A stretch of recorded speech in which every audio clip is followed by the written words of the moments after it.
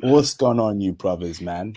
It's your dude, Mr. International Passport, here with the all-time legend. And when I say all-time, I really mean all-time, man. One of the greatest living black man walking on this earth, and that ain't no cap, okay? Mr. Theo Waff.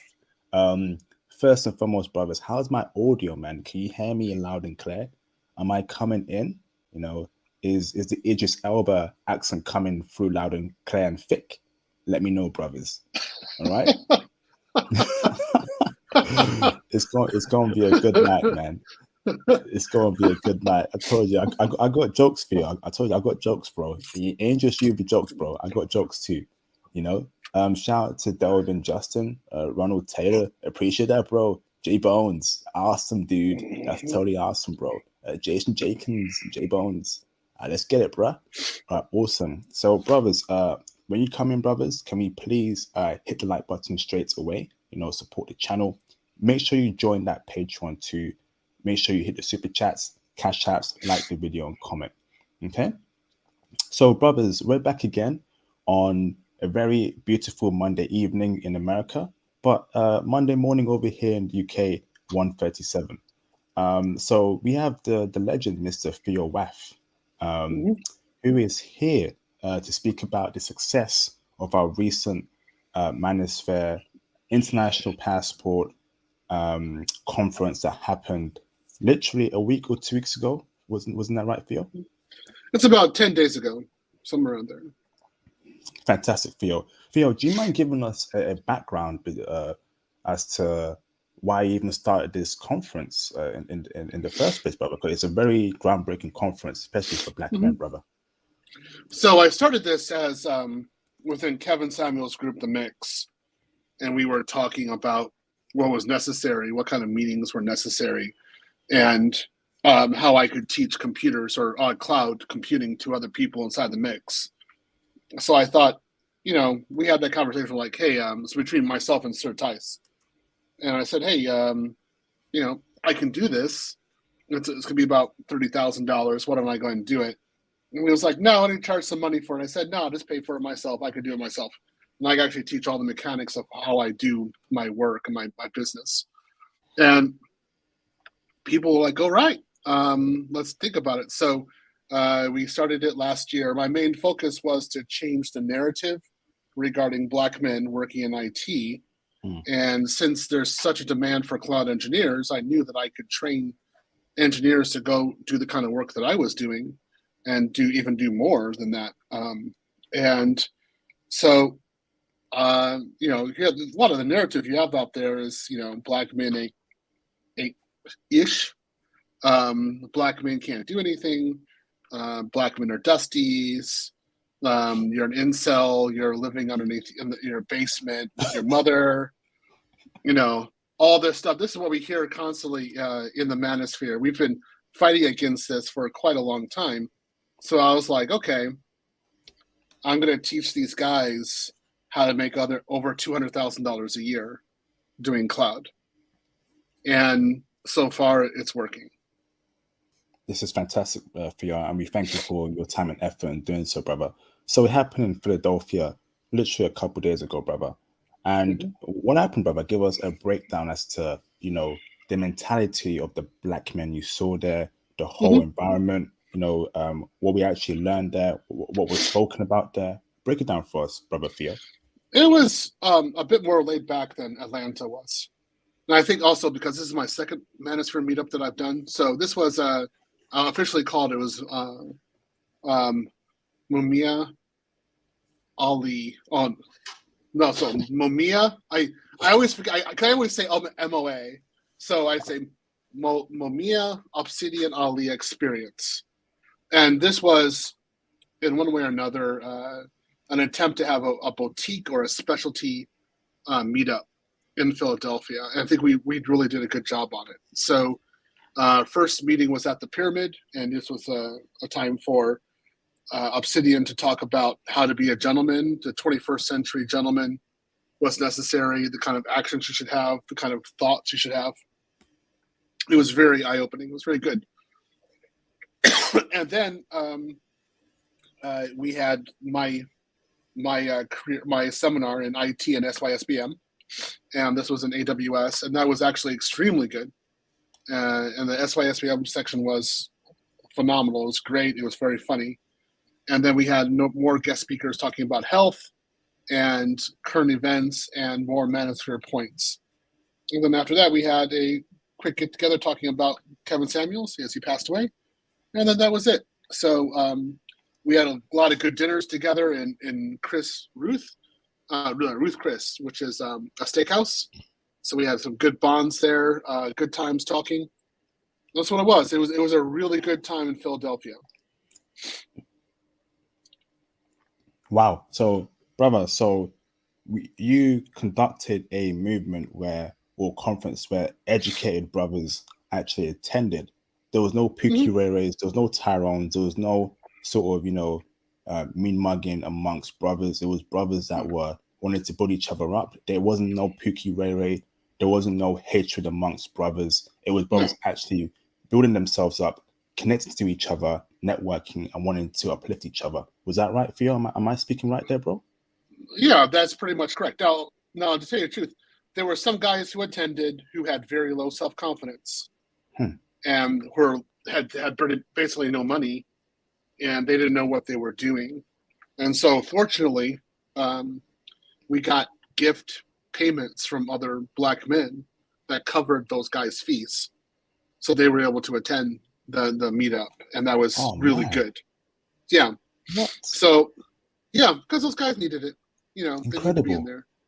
And then we had other guys who were, they didn't have hotel spaces, so we couldn't provided that as well. So we made sure they had hotel spaces.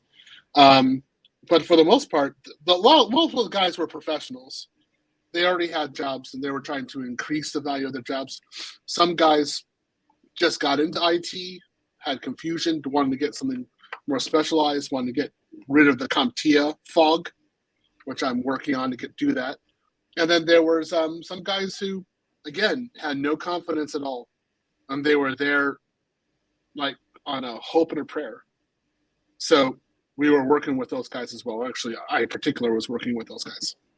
Damn. So, brother, you telling me some brothers came there, just took a flight to Philadelphia, didn't get your ticket, just walked to the conference, and you brothers covered for them? That's incredible, man. Damn. Yeah. You wouldn't have that in the UK. Yeah. No. But no. But we had to have it. I mean, because we got to get these guys, in. So it's just important. So my thing was you have to show up. If you show up, we'll take care of you. We'll do something. But you have to show up. If you don't show up, man, there's not very little we can do for you. It's kind of the point one of the points that I had on there was that if I'm going to put a lot of time into you, you've got to put some skin in the game. And your skin in the game is showing up. Now, as we talked before, you and me, the UK was no-go. So I couldn't go there. Well, I was going to originally do this in the UK. So the international bros were exempt from this. They didn't have to attend in order to take my class, but everybody else they needed to be there. Yes, incredible. Thank you for doing that for the brothers, man, and the brothers that picked up their tab. Shout out to those brothers too, man. That's what we call a community here. We're trying to build a new image of Black men, a new powerful image where we're elites and we help each other out in terms of advice, covering for each other, motivating each other. Brothers, where will you get this kind of community anywhere else, brothers? You won't get in the current Black community where a bunch of our people worship rappers and athletes and do degenerate nonsense, okay? But in my community, in Theo's community, we come together and we want to build and create the new Black male elites and Black men millionaires. Ain't that right, Theo, man? Because that's the long-term goal here, to create Black male millionaires that can dominate and become elites. Am I speaking facts there? Well, yeah, that's definitely true. I think in the beginning it is more to change the narrative, to change people's minds. So there are guys who coming in there who think that they can't do it. And there are guys who are thinking that it's impossible. Like I just can't do something. And changing that mindset takes quite a while. So after that, the other guys, let me think. Once they get that mindset changed, then what's necessary is a socialization.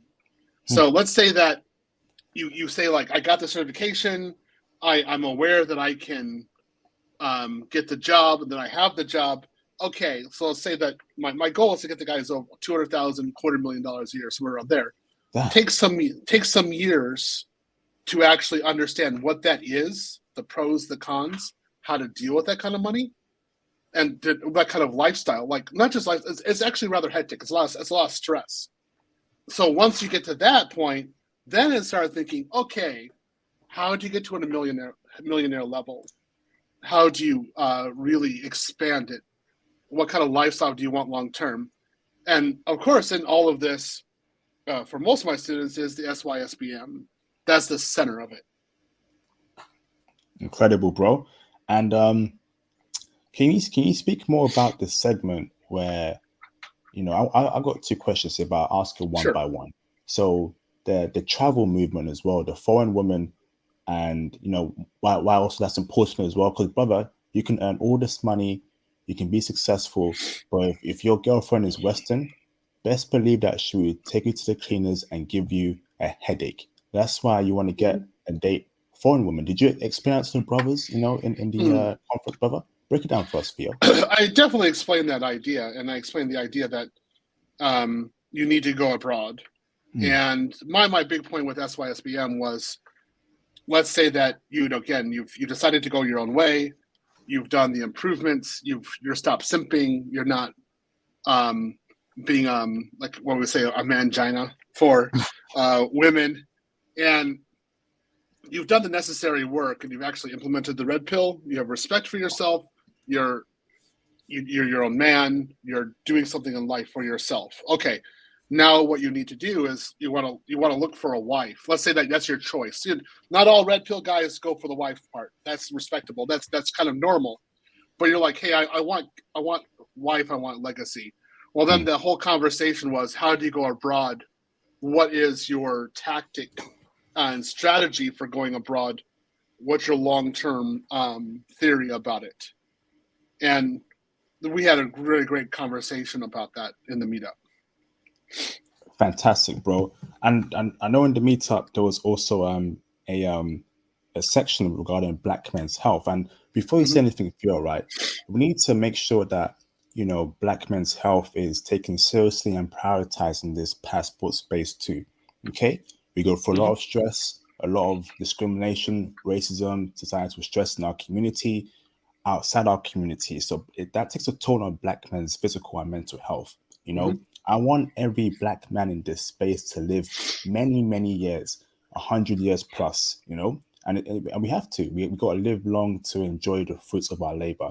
We do not want to have any untimely deaths. Okay, so that segment there, what did you speak about in terms of improving Black men's health physically and mentally, brother? Because that's very important for Black men. That was actually the guy who talked about that was Shannon Rawls, and he has a channel, and he was very good, very passionate about it.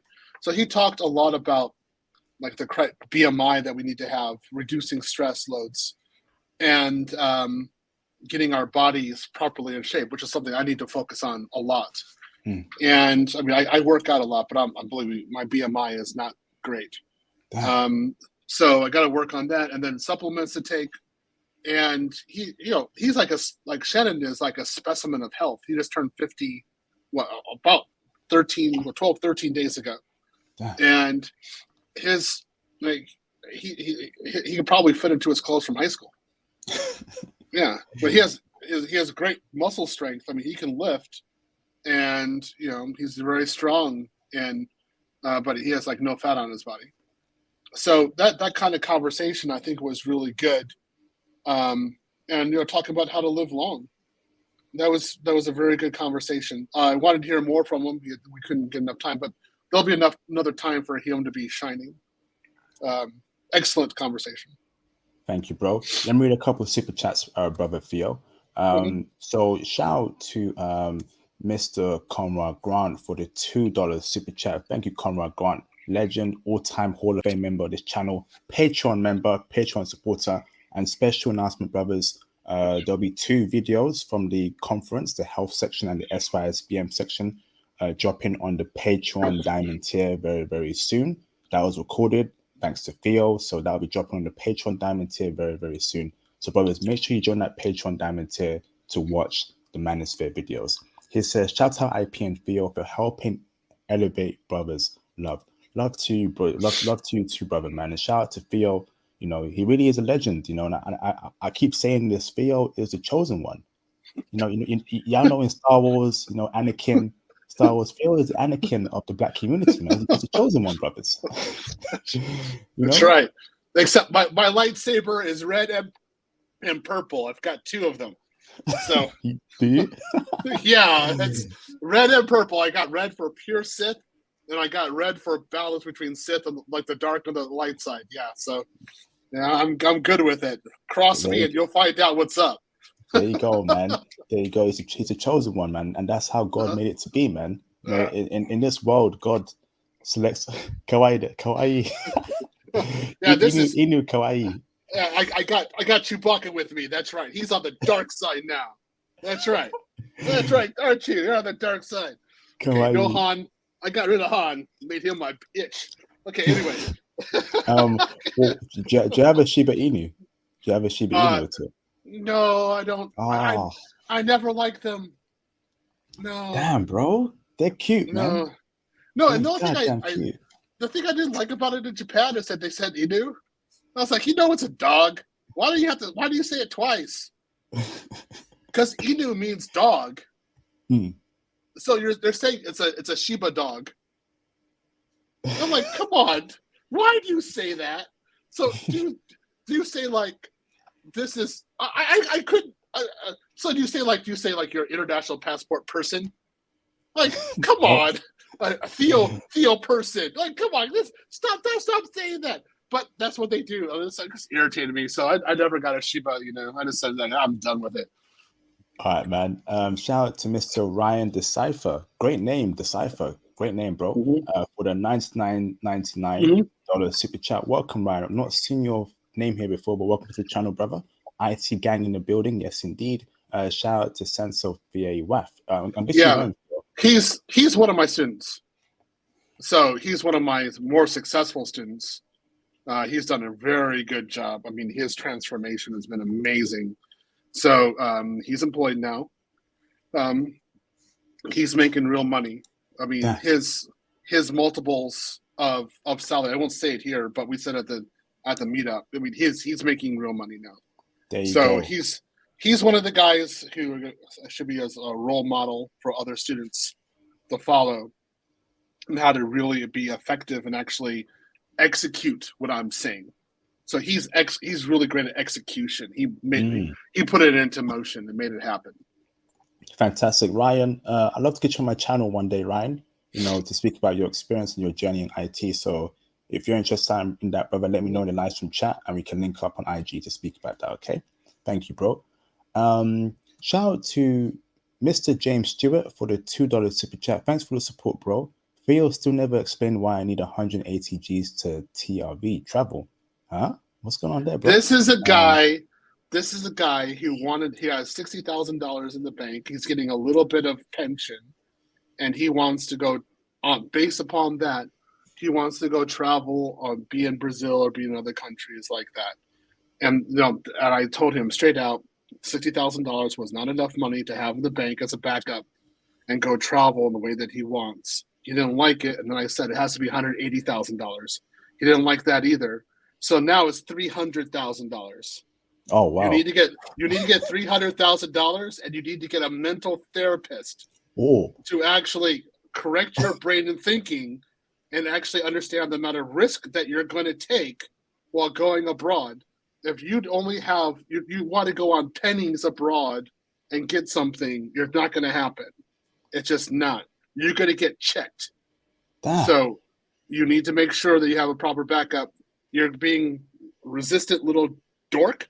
Okay, then you need to have $300,000 now. Oh man, Theo, you ain't gotta do him like that. Jeez. Well, I Shout could out to do it James. worse. I could say just don't go abroad. I'm almost at that point. Like, just don't get out of the airplane. Like, foreign women, could do better. Why burden them with your presence? Right. That's about what I want to say to this guy. Sorry, but God I'm not. damn. I'm not happy with him. Hey, this guy's going in, bruv. Hey, James Stewart, man. I don't. You need to patch up with Theo and become friends again, bro. Because Theo ain't playing, bro. But shout out to James for the support. Thank you, bro. Shout out to Irregular Data for the $5 Canadian super chat. Thank you, brother. What the damn? Theo changing lives. Thanks for everything you do. Thank you, Theo. We Yep. appreciate you a lot, Theo. Thank you, brother. He was Love in the your class stream. yesterday. Yes, Yeah. yes. And then he was also in the Terraform class, the automation class. So he looks like some promise there. He's working hard. Yeah, keep going in Regular Data. We're rooting for you, man. It's great seeing brothers making these strives, man. It warms my heart. Growing up in my community many years ago, grew up around a bunch of Pookie Ray Rays, Tyrones, a bunch of brothers that were gang banging. I thought this can't be what black men want to be in this country. We gotta be higher than this, man. But so 2022, we're seeing black men thriving, and we will continue to thrive by God's will. Shout out to you, Theo, and Regular Data. Thank you, brother. Awesome. So next super chat. Shout out to Mr. Calisthenic Arts for the $499 super chat. Hello, everyone. Hello to you too, Calisthenic Arts. Hope you're well, brother. Appreciate your support. Thank you, brother. Godspeed, man. Awesome, bro. Thank you. Let's see. Let's go. Hey, we ain't got to throw hands, bro. We ain't got to throw hands. Yeah. We ain't got to throw hands, bro. Come on, man. It ain't that serious, James, man. Come on, bro. we ain't got to throw hands, bro. We're all adults here, bro. Come on, man. Hey, Phil's got a couple lightsabers too, so I'll be careful, bro. No, I've got kettlebells. I'll throw it at him. I've got a Lego kettlebells. Believe me, you'll die a death of 1,000,000 kettlebells. Okay, I got them in the metric system. I got some 20K kettlebells. I'll just throw them right at you. Then you'll definitely need some medical. That $60,000 ain't gonna do nothing after the hospital bill. Oh, so man. anyway, Lord. that's enough. That's enough of me. I'm here. Enough. You're incinerating them, bro. Enough, bro. So the next question, Flo, is. Oh, man said throw hands, man. God damn. Hopefully it's not that serious, man. Take it easy, James, man. Be chill, bro. It's all good, bro. Trust me, man. Theo's a good guy, man. He speaks the truth to me directly, and sometimes, it's blatant, it's blunt, but sometimes in our community, we need that tough love. We really do, and Theo provides tough love. It's not coming from a bad place. It comes from a good place sometimes, bro. So it's all good, James, man. Okay, all right, be chill, bro. So Theo, so when is the next Manosphere meetup? When is that happening, Okay. brother? So the next one is going to be what is it? It'll be next year in Charlotte, North Carolina. Okay. And it'll be actually this weekend. So it'll be Juneteenth next year. I needed some time to recover in one way or another. And I need to go to Europe for at least 2 months and take care of some things. So I need that time to go abroad. And then, of course, Japan is open. So I definitely want to go to Japan.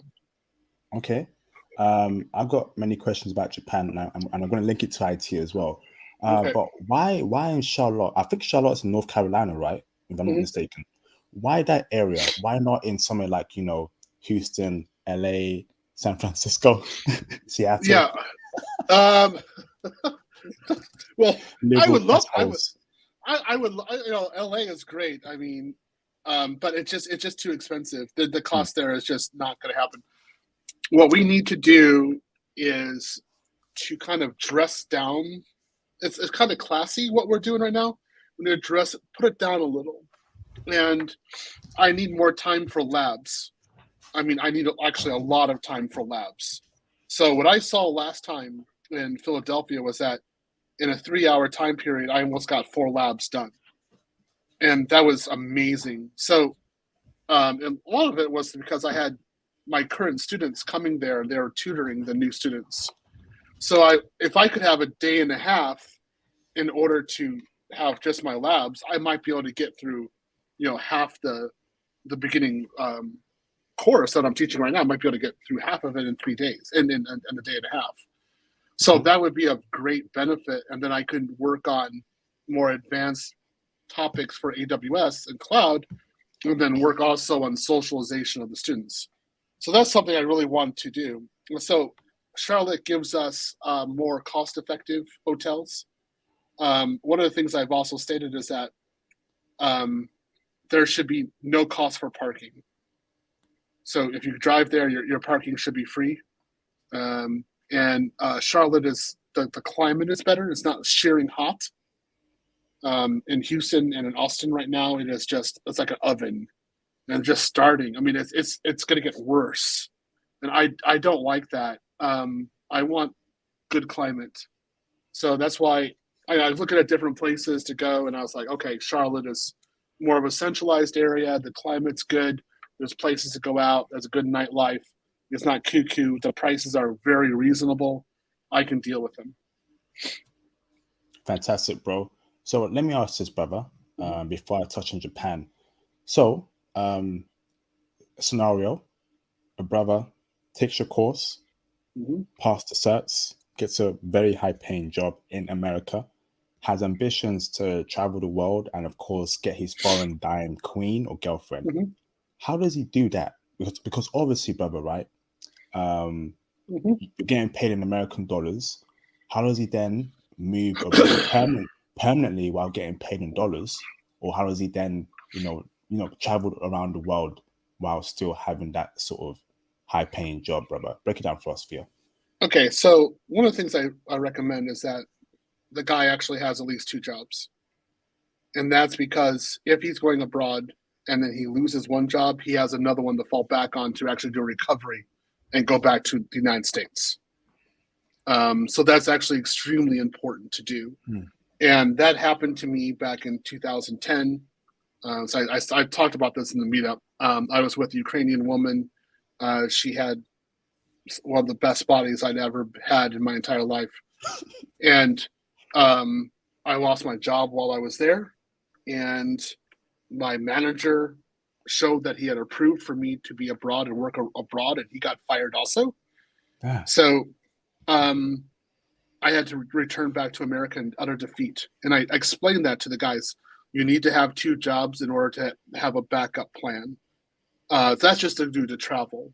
If you decide to only have 1 job and go, most of the time you're not going to be really focused on work while you're gone, and you're going to be focusing on what can I say, the box, and you're just going around trying to get more box, Amazon box, cardboard boxes, right? You want boxes.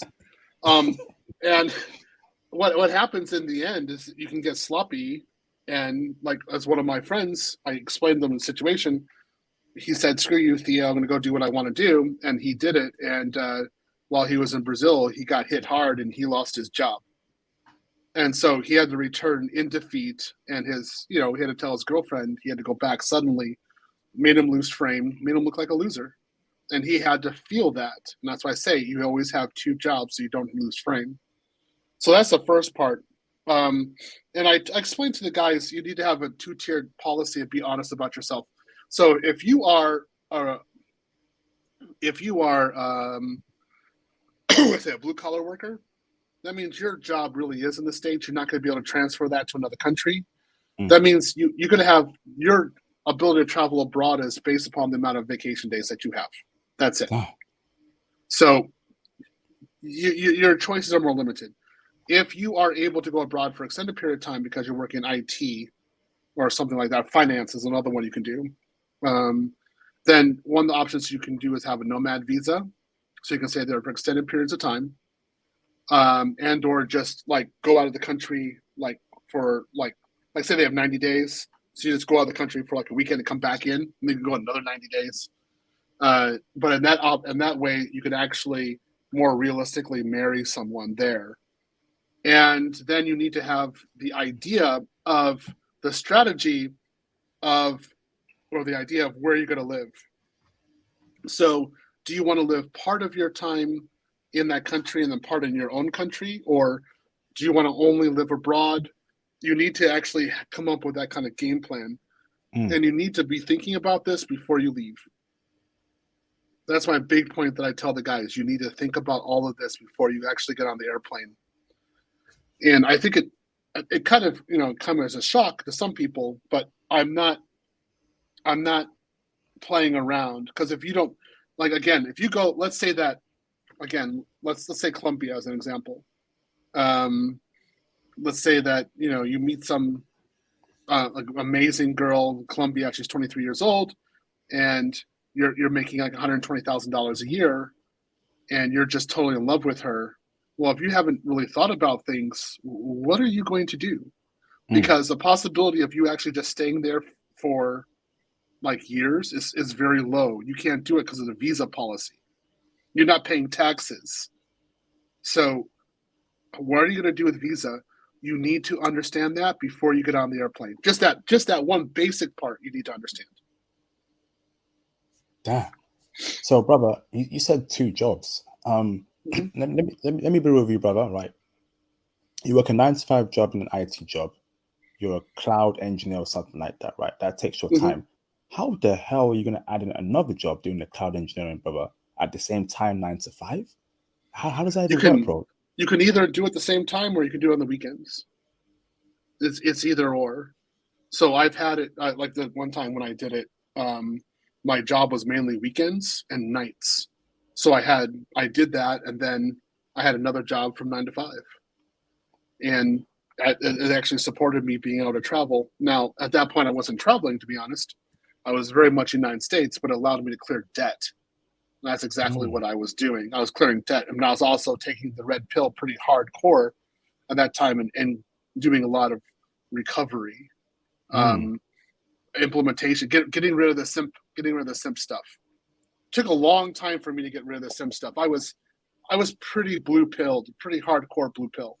Damn. So for me to go through and eliminate all the blue pill parts was a very long and extensive endeavor, but I did it. Damn. Okay. I think the one where you work on weekdays and work on weekends is a lot more feasible, in my opinion, because doing it at the same time, Theo, that's pretty tough. Especially, let's say you got to be in a meeting, you got to show your face, and then you got another meeting, you got to show your face. So there's a clash there. No, nobody shows their face on the Zoom calls. No, okay. Because most of us are like this, and they're wearing a T-shirt, so they don't want to show their face, and it's their house, right? So they don't want to show how they're living, right? So yeah, you just don't do it. The other one that I showed, that's right, I didn't say this. The other way of doing it is working directly in the country, and this is the grand example of this is Japan. So this is where you actually go there, and your money comes from Japan. Your money comes from local. So in that case, you're forgetting about your home country, and you're doing more of a financial integration with another country. So I got a friend right now. He's in Korea, married to a Korean woman. He's Black. He's doing very well. He's doing Google. He's doing GCP. He's doing a great job. So he's about 26, 27 years old. What? I should probably get him on your stream. I should probably go tell him, hey, you got to go on the stream. But all of his money comes from South Korea. He doesn't get anything from the States or any place else. Tony Berry is going to be, I know his money right now is from the States. I believe his money is going to transfer to Japan when he goes back to Japan. So most of my friends in Japan right now, all their money comes from Japan. They don't care about US or UK tax policy. I mean, I have British friends and Aussie friends right now in Japan as well. Their money is only for Japan. Do you need to know Japanese? You should. Okay. But the Brit, the Brit, he doesn't know. He doesn't speak Japanese at all. It's like kawaii inu. He can say that, but like he's been in and out of Japan and Hong Kong over 20 years now. He doesn't speak the languages. He doesn't care. He gets paid plenty of money. He's having a great time. Great guy. I love him. Yeah, he's a. I'll always be indebted to him because he gave me my first job. But he doesn't speak the languages. Okay. Oh, so now let's pivot to Japan, because I feel like a lot of brothers in this Manosphere, IT space conference who went to it, they have an affinity to Japan. Would you recommend brothers actually getting a job in Japan, getting paid in Japanese, then moving to Tokyo and live and working remotely in Tokyo, travel around Japan, work there, and bang foreign Japanese dimes while making 100K a year in Tokyo yen? Is that bro?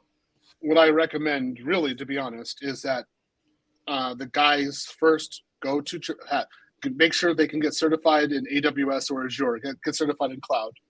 Make sure you have a remote job. Then at least go to Japan and become an English teacher at minimum, and work and live inside what's called a guest house. And it's a small room. It has internet access, but it gives you what you need. And spend 1 year working remote from in your home country, while also at least doing English teaching in Japan, and then slowly migrating over towards professional work. And this is because you do need some time to figure out what Japan is for you. And as an English teacher, I always say English teachers are really Japanese students. Like the Japanese language students, the students in the English class, they teach the teacher Japanese. So that's how I really learned it. Like, because my students taught it to me. That's a really great experience. Spend some time doing that, so they get to know where you're at. And then also on the weekends, which is you'll have some time to date, but you actually see who's available, and then you also get to see your students hit on you, which is going to happen. There'll be some dimes in there, and they'll be hitting on you. The classroom is one of the best areas for you to find women. So, yeah. Oh Lord. So I mean, Theo, my Japanese wife was my student. It was, that's straight out. Yeah, that's how I met her. She was my student. She sat right in front of me. I was like, I'm going to marry you. I'm banging you. That's the first thing I thought. That's what happened. I married her. I banged her. Oh man. So Theo, so let me ask this right. So, but can you actually find? So let's say a brother gets certified in America in AWS and finds a job in Japan in AWS. Is that possible? And just moves there and works there in Japan remotely in AWS and works in English, and the job is English speaking. The software is English. How they work is English. Is that possible, bro? Yeah, it's definitely possible. You could do both.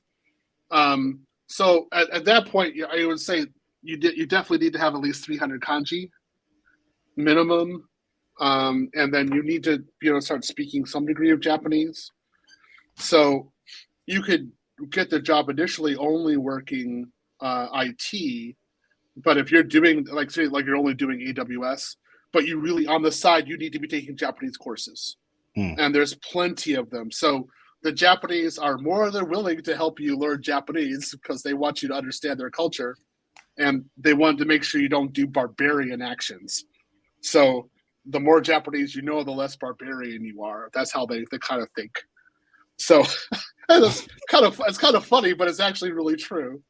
So for example, the trash, they want to make sure that you can separate trash properly. If you can't, they'll go after you. They'll figure who you are. They'll figure it out. So this do it. They want to make you actually respect and adhere to their system. So part of that is learning the language, and they have plenty of free courses in Japan for you to go learn Japanese. Fantastic, bro. Brothers, can we get the likes up, please, brothers? Okay, and can we hit the cash up as well and the super chats? Support this powerful stream, man. You ain't gonna get nowhere else. I mean that. Shout out to Mr. Conrad Grant, the legend, for the $5 super chat. Thank you, brother. Hello, IP. I have decided to move in 2023. I'm closing on my new mansion. Congratulations, brother. On the water. Damn. I'm buying some more land. Also waiting for a new Tesla Roadster to arrive. Oh, Lord. Wonderful, You man. got Damn. get a Tesla Roadster. That's when that's old. That's like come out in 2008. Are they still Yeah, I making that? didn't. Yeah, I didn't know they were making Roadster. That's a while back. My goodness. Well, what Damn. they're making Tesla now in Austin. Shoot, I should just walk down the street and go get one.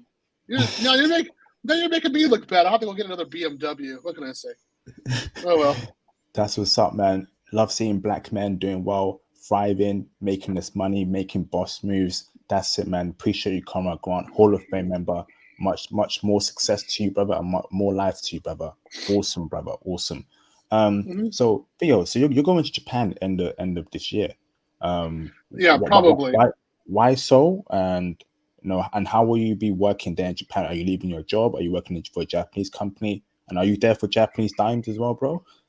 Who knows why? Let's say okay. So I'll be working remotely while I'm there. But time zone difference, is that going to be a problem? I don't care. I'm in Japan. I mean, you think of it. I mean, you're working. You got a lot of Keishas around you. I'll be working with a bunch of Junko and Ayakas around me. I'll definitely work with Ayaka next to me. Okay, got a Japanese woman down the street. Got like thousands of them down the street, and I get to see them and talk with them. And I speak Japanese fluently. Versus Keisha? Are you kidding me? Oh, that time zone difference? I don't care. Let's do it. I don't even care, man. I really don't. I'm just like, hey, let's go have fun. Like, so I'll do whatever necessary to work while I'm there. Shelley Garland, destroy that person. Yeah, she's gone. She's banned. Okay. So come on, Theo. There's a lot of fun you can have there. I mean, I don't know what I'll do, but I'll go see my friends. Actually, I go have fun. I just want to bring my bike. I have a Cannondale 29er. I'm gonna go bring it over there and go ride my bike and think about my life. That's it. You own property in Japan, right? I used to, not now. Okay. No, I lost everything in Japan. Yeah, I had a pretty bad loss. It was pretty epic. But once you learn, you continue, you keep on going. The best failure is the best teacher. And straight out. So that's again when I'm teaching people, I'm teaching you guys from my failures. I'm successful, but I have a lot of failures, and it's something I remember. I keep them to heart. The difference between the master and the Padawan is that the master has failed more times than the Padawan has tried. And I definitely agree with that. So that's why I'm teaching you guys again to avoid my mistakes that I've done. Thank you, Theo. And we appreciate your transparency. We appreciate your guidance, and we appreciate how you encourage brothers to keep pushing. In life there will be failures, there will be trials and tribulations. It's how it's how you stand up from the failures and the tribulations. Ain't that right, Theo? Because every human being is going to go through some crazy things. It's part of life, but you can't let it break you. You got to keep pushing, keep thriving. And I keep telling you, brothers, man, black men, we are up next. Theo, we've been through a lot. Trust me, from 2022 onwards, we are up next. Yep. I've always said this, Theo, right? We are in a state where we have no power, okay? We have no influence, but the women still want us. Like, Theo, Japanese women, they love the brothers. You lived in Japan, you know firsthand how these Japanese women are drawn towards brothers. But we ain't got no power, we ain't got no influence. So what happens when we start making our own Bill Gates, our own what's his name? Jeff Bezos, and the Tesla CEO, CTO, CFOs, directors, managers. No one will dominate us. No one can come near us, man. Imagine 1,000 Theos. Imagine 1,000,000 Theos. God damn, brothers, man. Can we start thinking big? Can we start thinking big, brothers? I feel like a lot of us brothers, we think too small, man. We can run and dominate this world, man. And I want to see black men dominating and being elite. Speak on that, Theo, man. Yeah. Well, I definitely want that for the guys, for my students. I want them to be successful. And I really do think about it as a time plan, like 2024, 2025, where they're going to be. where they're going to be in their careers, how successful they're going to be. We're talking not just career success, but having $300,000 a year, $350 a year, and they are thinking about property. They're thinking about investments and expanding themselves. Mm. I really think about that. So, how many can I get to that level, or help push that level? Can I get 100? Maybe I can. Maybe I get 200. And what I'm showing to them guys is that it doesn't. It takes work to do what I've done, but it's not impossible. Mm. And the distance is just applying yourself every day. Something that I always remember about the guys who have like 10% body fat. Again, I watch these videos and they say what it is. It's a daily implementation of good dietary habits and exercise over years, and that's how they got it and maintain it. Mm. And it's the same thing with your career actually being successful. It's having the proper way, the path of actually executing the idea of the work, the opportunity, then executing it, continuously executing, and then upgrading your skills so that you can become more dominant and more proficient in your skill set as the years go by. And again, like how I'm doing with my meetups, what I'm doing with my classes, this is really my message that these guys can do it, and it's not hard. They just have to really apply. Absolutely, man. You know, there's a line by Jay-Z on the song Murder to Excellence. I'm not sure if you heard it before, Theo. He says, the new black elite, this in my black car, bear the mark of the beast. I repeat, you know, the new black elite, man. That's it, brothers. We are going to be the new black elite. Mm-hmm. You know, we have to be. I think with the red pill, we definitely have to be. And we have to really concentrate on where we want to be as a group. And so something that we've talked about consistently in the Manosphere is the separation. There has to be a separation between us and the Pookies. Mm. And right now, with the Black Manosphere, I'd easily say at least 75% is Pookie. Jeez. So almost like, no, there's a separation. There's going to be a group of men who are going to be a part of a different class. They're going to be thinking differently and making different moves. And they're not just going to be high value men. Like, these guys are going to be kind of elite high value men. And they're going to be doing some really interesting power moves and interesting career moves in their next 10 to 15 years. So let's get out of the way, let's recognize them, and let's see what they do. And I want to help these guys do it. Absolutely, man. It's time. Let me tell you, Phil, man. Let me tell you, Phil. It is a requiem for educated black men. Mm-hmm. Honestly, bro, it is our time for educated black men. It's time for the spotlight to be on us. It's time for educated black men, you know, to thrive and dominate and become elite. Shout out to the white collar working brothers and the blue collar working brothers. Okay, you brothers matter, man. I want to see black men be the 1%ers, you know, the 0.1%ers. I want to see black men dominating and making moves in the background, you know, making policy, making procedures, man. That's the end goal here, you know. You know, Yeah. we all sit around the table and we're passing documentation around. Should we do that, brothers? Should we do this, brothers? You know, like the white man does. You know, like the Chinese man does, man, and any other racial group of men. Why can't we as black men do that? Speak on that, Theo, man. Well, I mean, like, you have these elite clubs, right? And you know, sometimes I'm in there and they're like, "Wow, there's a black person in there," and I don't want that. I mean, I'm in. They're not going to deny me to be in there, but they're like, "Wow, there's a black guy." What I want it to be is, you know, like, "Wow, we had a token non-white person in this group. How'd this happen?" like that. And that's why I think it could really happen, but it's going to take a conceited effort. And part of what, again, my vision, my voice, is telling black men, no, you can do this. You don't have to have the education system. You don't have to have the debt.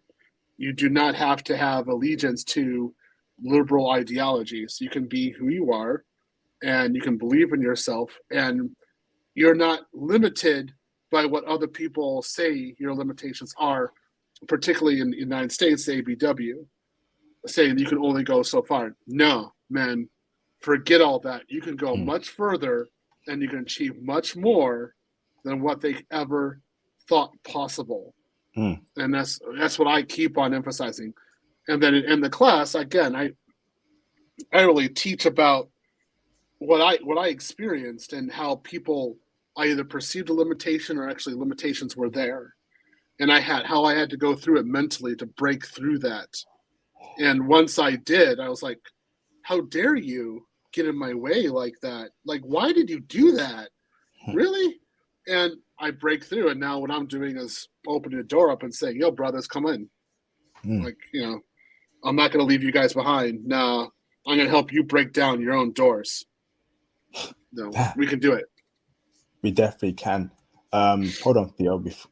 Let's speak for maybe 10, 20 more minutes more and open up the phone lines. Sure. Shout out to Mr. J. Remo. Thank you, bro. Appreciate that, brother, for the £10 super chat. Thank you, Jay. Thanks, IP, for the stream, and Theo for the IT class. No problem, bro. Appreciate you for supporting the channel and the movement, Jay. Thank you, bro. Much appreciation. So, brothers, send in more super chats, more cash apps. Like I told you, brothers, man, this is the kind of messages you should be supporting, man. And I ain't capping, brothers. Why do you think the Pookie, Ray Rays, Tyrone, and Keishas get all the spotlight? It's because they get support. There's money behind them. There's money to push out those type of garbage messages that they push out.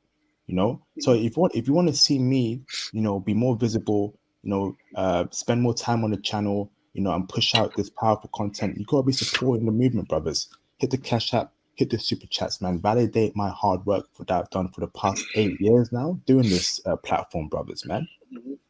The lives me and Theo have changed has been incredible, and it warms my heart. The channel is free, the information is free, and it's life changing, man. Ain't that right, Theo?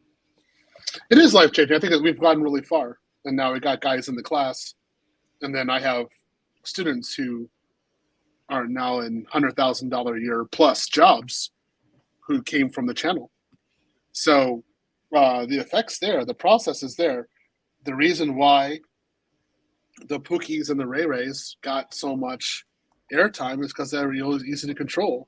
And if you look at the ABW in the United States, they recognize, they reward sexually the Pookies. They breed with the Pookies. And while they say like nerds or educated lames are people they don't want to be with, so as Obsidian states all the time, he talks about the non-select.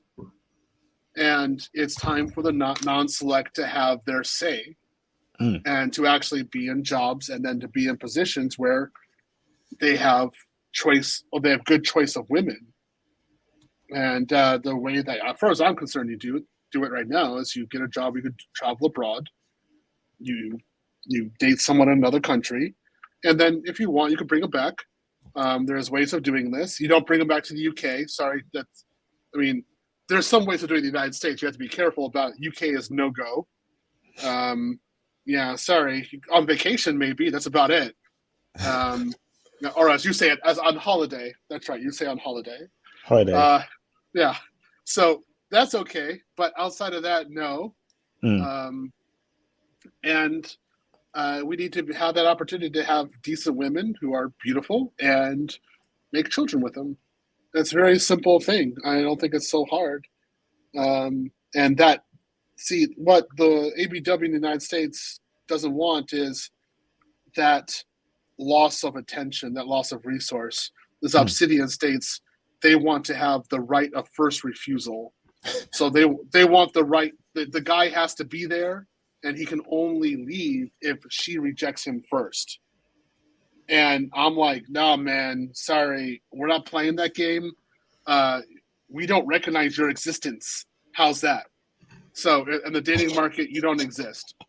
Based upon what you've done and the amount of terror that you've done and the amount of destruction and just the communities, No, like I'm here. I'm not gonna say where I am right now, but I'm in a small town, and there's a lot of ABWs. And what you see is you always see this. You see the woman, the mother, and you see these kids behind them. There's no man, and a Mm. lot of times, 90% of the times, there's no sons. So you got Ah, 2, 3, 4 kids, and they're all daughters. And I'm like, how is it that that's possible? Well, somehow there's only daughters. Really? So there's another group of ABWs doing the same thing. There's no daughters. Oh yeah, we don't know how it happened. Really? And there's another one.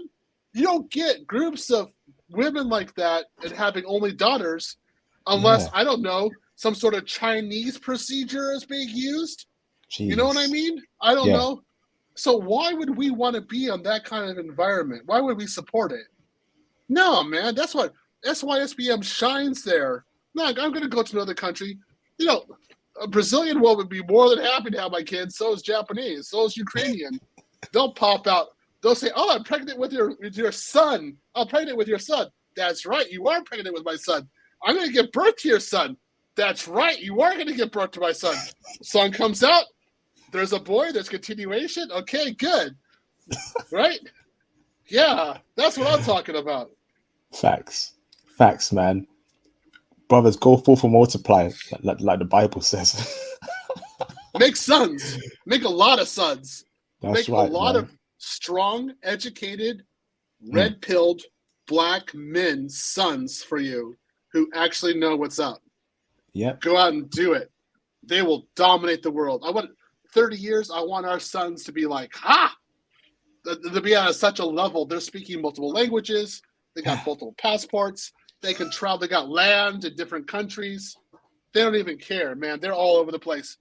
And I want them. One of the things I say is, if you're going to be work, like say, like you go back and forth between your country, you want to have land. You want to own an apartment or some sort of house in the other country as well, so that when you go back, your wife understands that you are part of the community.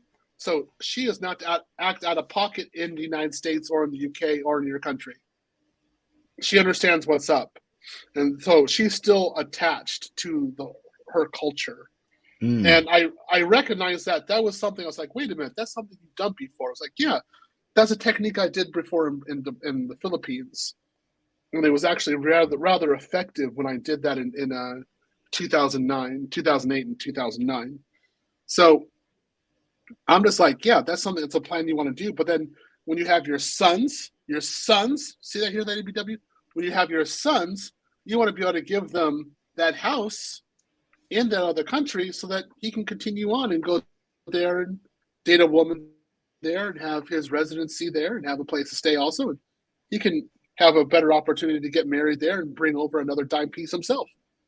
So you need to be thinking in terms of like what to say lineage. You know, think about Mm. long-term solution, not only for yourself but for your prosperity. Yes, yes, and there'll be a lot of that coming to the channel in the future, definitely, man. Shout out to Mr. John Thomas, my all-star mod, for the £4, £7 cash out. Thank you, bro. He says, thanks for the show's IP. Thank you for the kind words, Mr. John Thomas. I appreciate you, brother. Hall of Fame member right there, Patreon member too. Shout out to the legend, Mr. Matt Battle.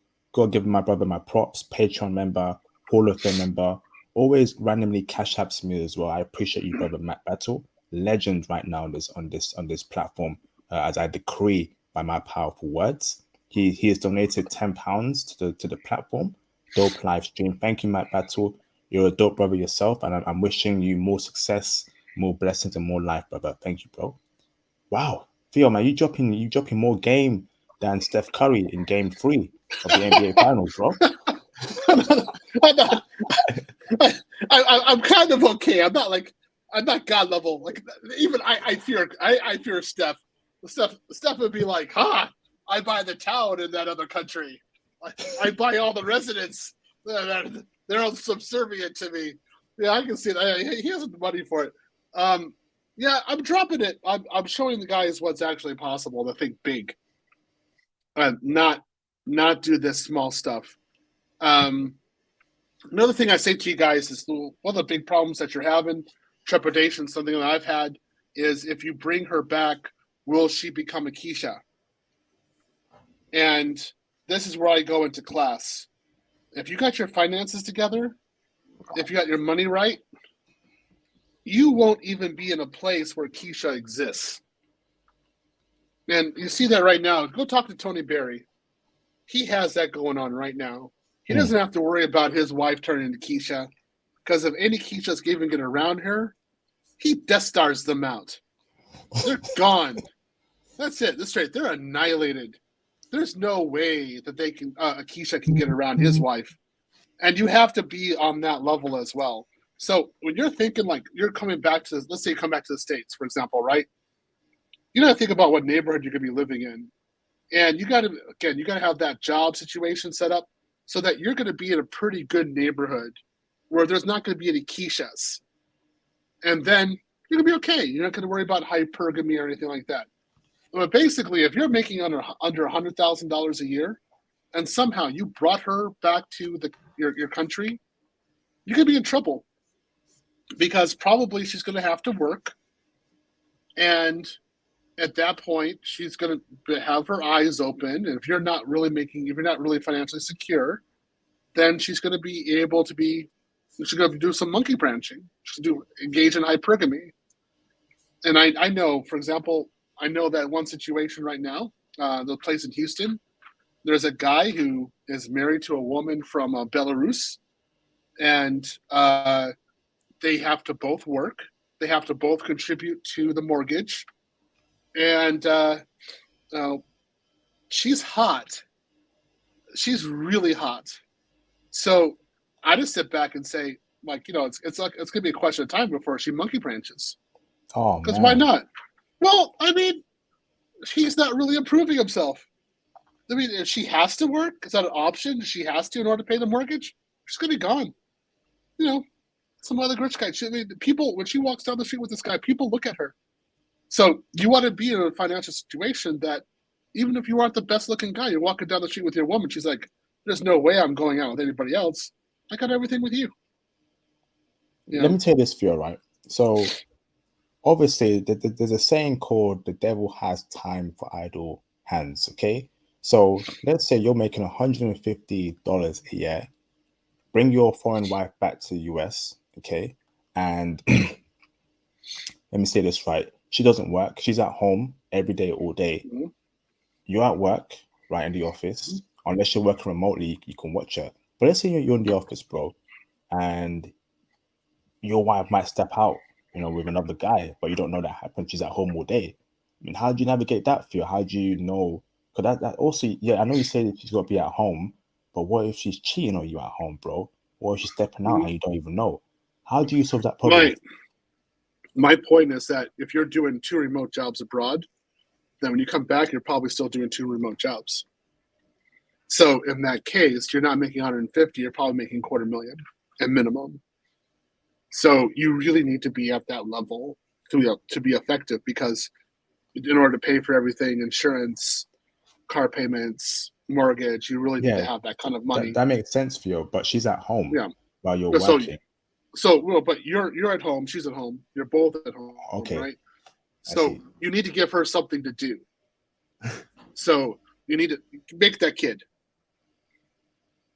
So I have another good friend in Texas. He partially followed my advice, partially did not. But I helped him get married. He married a woman from Russia, wonderful woman. I never met her, but I saw her photos, and I heard a lot of descriptions of what was going on. And it went along the path that it should go. So they got married. They couldn't keep their hands off each other. Particularly, he couldn't keep his hands off of her. Had one kid. They decided to keep on. They liked each other. Made another kid. They couldn't stop. And they got to a point in which they had 2 kids, and they're trying to figure out where they're going to go from there. But what his problem was is that he didn't have his finances straight. So he thought that his finances were sufficient, and I knew that they were not. And suddenly, during one summer, he was talking about some sad stories. Oh, man. Yeah. I feel sorry for him, too. Yeah, she did. She literally stepped out. And I sat back and was like, no, it's because it's because of your financial situation. I felt really sorry for him too because he's really in love with her. Damn. Like he's totally in love with her. They got 2 cute kids, and he's just totally in love with her, and she did that. She cheated, or she went back to Russia. Did she cheat? No, Or she asked for a separation, and she stayed in the States. She got a job teaching Russian, and she decided to stay in the States, and she wanted her own apartment. That's why last I heard. It was obvious that she wanted another guy. She wanted the option to go out another guy. Hold on. Irregular data says, "Thank you, brother, for the $5 Canadian super chat." Theo was the Belarusian wife married to a white man. Yes. Oh man, there you go.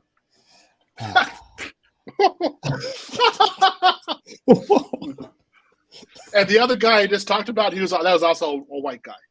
Oh man. Yeah. So I don't hear that many stories of the black guys bringing their foreign wife home and the wife cheats. I mean, it's possible. I mean, I'm sure you could find a story. You could Google one. But for the professional guys that I know who have done this, their wives don't cheat. But they usually have the finances in order. Those guys know what they're doing. They're making over $200,000 a year, so they're doing it correctly. Well, that's in my circle. Again, you might find somebody who's like, oh, well, I only made $70,000 a year. I brought a wife over, and everything was okay. I'm like, okay, just wait, dude. If she gives birth, get a DNA test. Oh man! Hey, if you're at $70,000 a year and you bring over a foreign wife, unless there's some religion involved, you better be careful.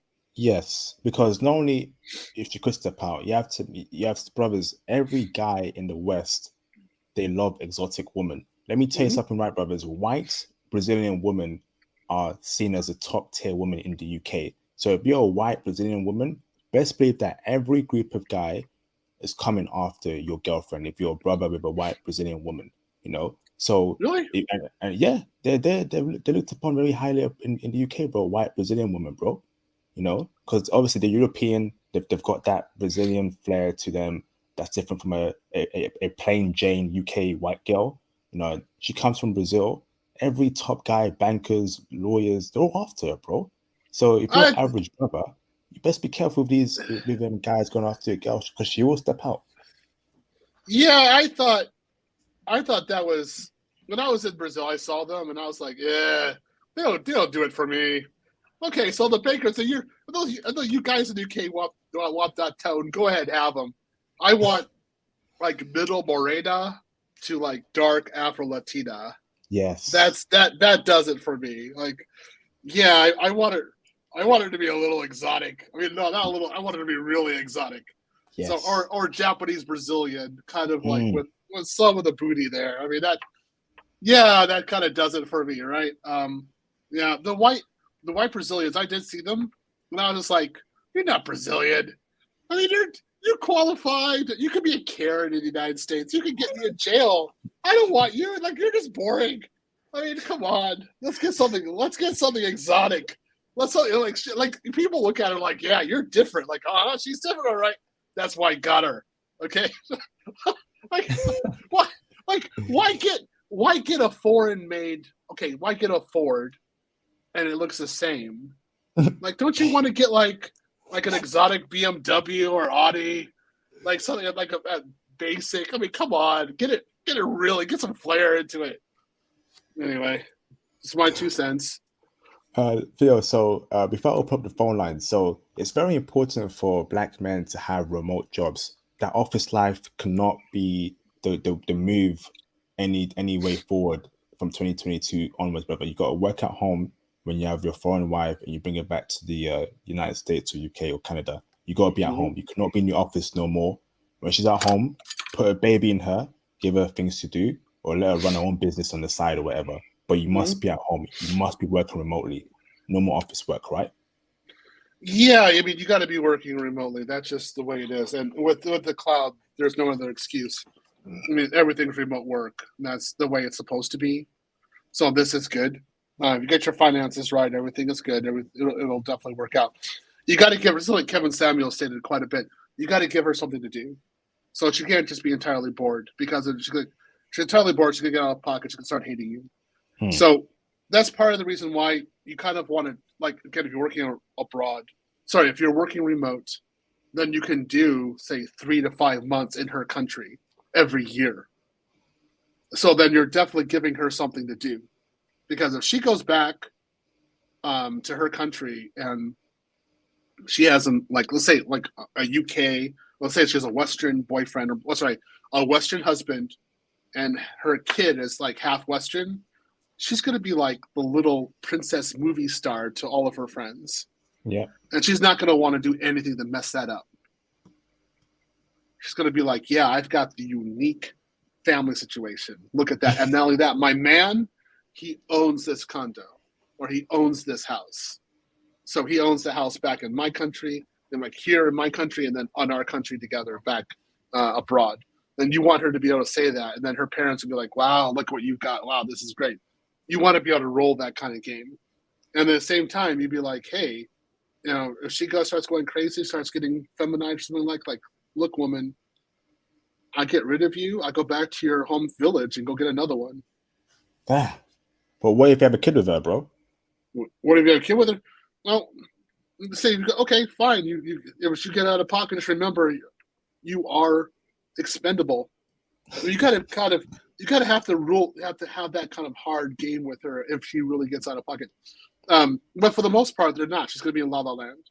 She's gonna be exactly like Tony Berry's wife, who's totally happy and content with him. Damn, I know, brother. You are proposing a very traditional relationship here, brother. So you're basically saying the man's got to pay for everything. She can't. Yeah, you got to pay for her bills, pay for the house, pay for the rent. So it's basically a very traditional relationship. Is that what you're proposing, Theo? That's the way forward for Black men in the IT space. It has to be very traditional. At the very most, you gotta have you have her work with you in IT, maybe, or maybe she's a stack developer, so she's also working, but she's working from home. Or she has, like, for example, a part-time job. She's going out and doing something. That's fine. But if she's giving her energy towards another company and then she doesn't have energy for the family, that's an issue. Her primary needs to be the family. And I guess what I say, a lot of the women in the world, that's what they do. They're very dependable. The issue is that we can't depend the women in the West. We just can't trust them. We know what they've done. We've heard the stories. We hear the stories on a daily basis, and they're not trustworthy. So you got to exercise that option. Do SYSBM, bring her over. Maybe stay there, bring her over. But provide her an area where she's happy, but she could become a mother. And there you go. She's happy, you're happy. There you go. All right, let me read a super chat, then open up the phone lines. Shout out to Mr. Darius Harper for the $5 super chat. Thank you, Darius. Appreciate you, bro, for the support. Much appreciation. Salute IP and Sensei Theo. Do you know when you have the next CISP training for those who couldn't attend Philly? Thanks. Okay. That's a CISSP. That's actually how it's stated. And part of Philly was for the advanced security course, which I'm teaching a select group of guys. Actually, some hardcore. I'm beginning to do hardcore cloud security. So Darius, good guy, one of my good students. So Darius, again, you should be.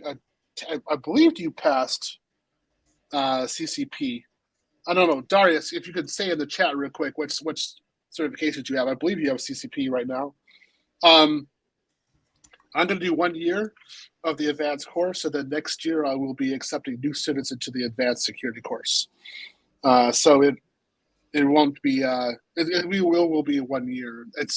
I need to, let's say this, I underestimated how long it would take to get the guys to the job. I knew that getting them certified I could do within 3 months, but getting them into the job was taking a lot longer. And it's because of the amount of work it takes to change their minds, to change their thinking.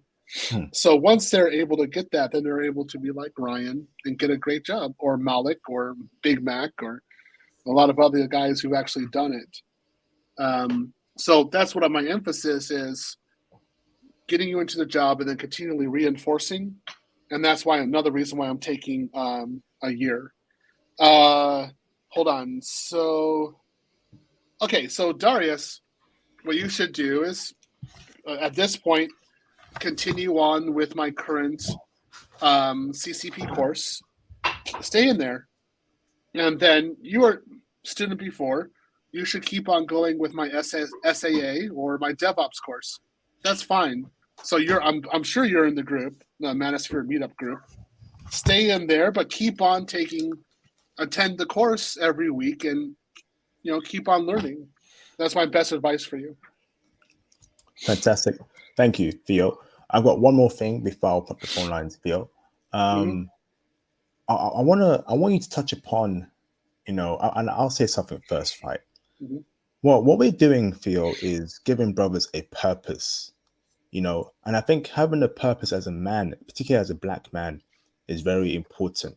Every day waking up, you look forward to something. You look forward to something that will make your life for the better in the future.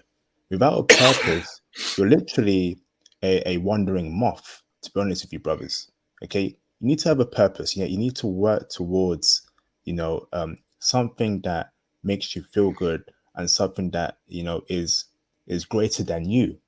This IT space, this channel, is greater than me, it's greater than you, and it's greater than Theo. Brother, how important is it, in a man having a purpose? Because a lot of brothers are obsessed with women. Oh, I'm depressed, I didn't get this woman, blah, blah, blah. But nah, man, you need to have a purpose, something that, keeps you going and makes you happy and will make you better. Speak on that, Theo. What I say is that you definitely have to have a purpose, and you have to think that women don't exist. So it's just you in the world. So what are you going to do? And if you say that women don't exist, your life will change. And that's just what you should just sit back and say, all right, I'm non-select, I'm an incel, I'm a loser, I don't have any options. What is my 9 to 5? What am I doing? What's my cash flow? How am I taking care of myself? What's my fun? What do I do for fun? What's my social life? You need to answer those questions. And if you get that, if this is part of the red pill, if you answer that and accept your life like that, and you go for a long time and really clean yourself up, then you're going to be okay. And after 4 or 5 years, maybe, if you want to go date, the woman is an accessory. She's not essential. And the woman has to prove her value to you because you have everything that you want or need. This is something that I did, again, when I was going from MGOW towards the red pill myself. Of course, I wasn't having an association with women at that time. I was very bachelor. And I was just thinking, what do I need to do in order to be successful? And again, women didn't exist. But during that time period, I improved my life. Everything that was bad, I removed. I improved my mental health significantly. I got my assets. I paid my debt off. Everything was really going well for me. And at the end of that, I was like, okay, well, I don't care about women. So if I have one or not, okay, it's fine. If I'm going to go back into dating, it's okay. But I have everything else that I need. So I remember that. I remember talking to women at that point, and the other guys were with me, and I would go up to total dimes, like the women who were like totally hot. And my body wasn't as good as my friends' bodies, but I didn't care because my finances were in order. Everything was great. And I just talked to her straight, like straight masculine self. And I could get this woman to sit there and talk with me for like 2 or 3 hours. So I was looking at these other guys, and I'm like, you're about her age. You have a better body. Like you're reckless. Why can't you get the girl? And it's because and I was like, because you're a blue pill. You're thinking like, oh, she's God. She's not. She's a walking mess. And I know she's a walking mess because compared to where I am, she's a mess. So I'm going to kind of treat her that way, and I'm not going to exalt her or think that she's God. I'm just going to think she's a female. That's it. So I mean, she was calling me up the next morning. Yeah, what's it? Talk with me. I'm like, no, no need for you. Bye. I like that analogy there, Theo. Don't, while you're working on your purpose, while you're working on this IT game, women shouldn't exist. And I've always told brothers, when I'm in the West, my interactions with Western women are very limited. There's only 4 words I say to Western women nowadays. It's good morning, good afternoon, good evening, and goodbye. That's 5 words. Is that 5 words? Good afternoon. Yes, you said good morning, evening, after, no, good evening, morning, night, and bye. Good morning. You said good 4 times. Good evening, goodbye. Good said morning.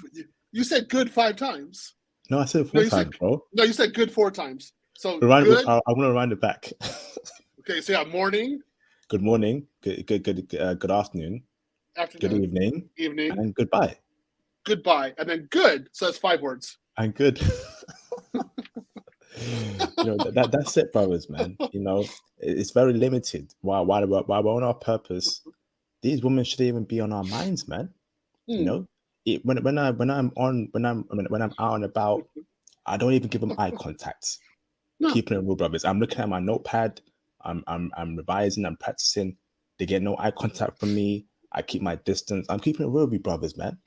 I don't want nothing to do with these Western chicks. Even foreign girls that are living in the UK, they don't exist to me, brothers.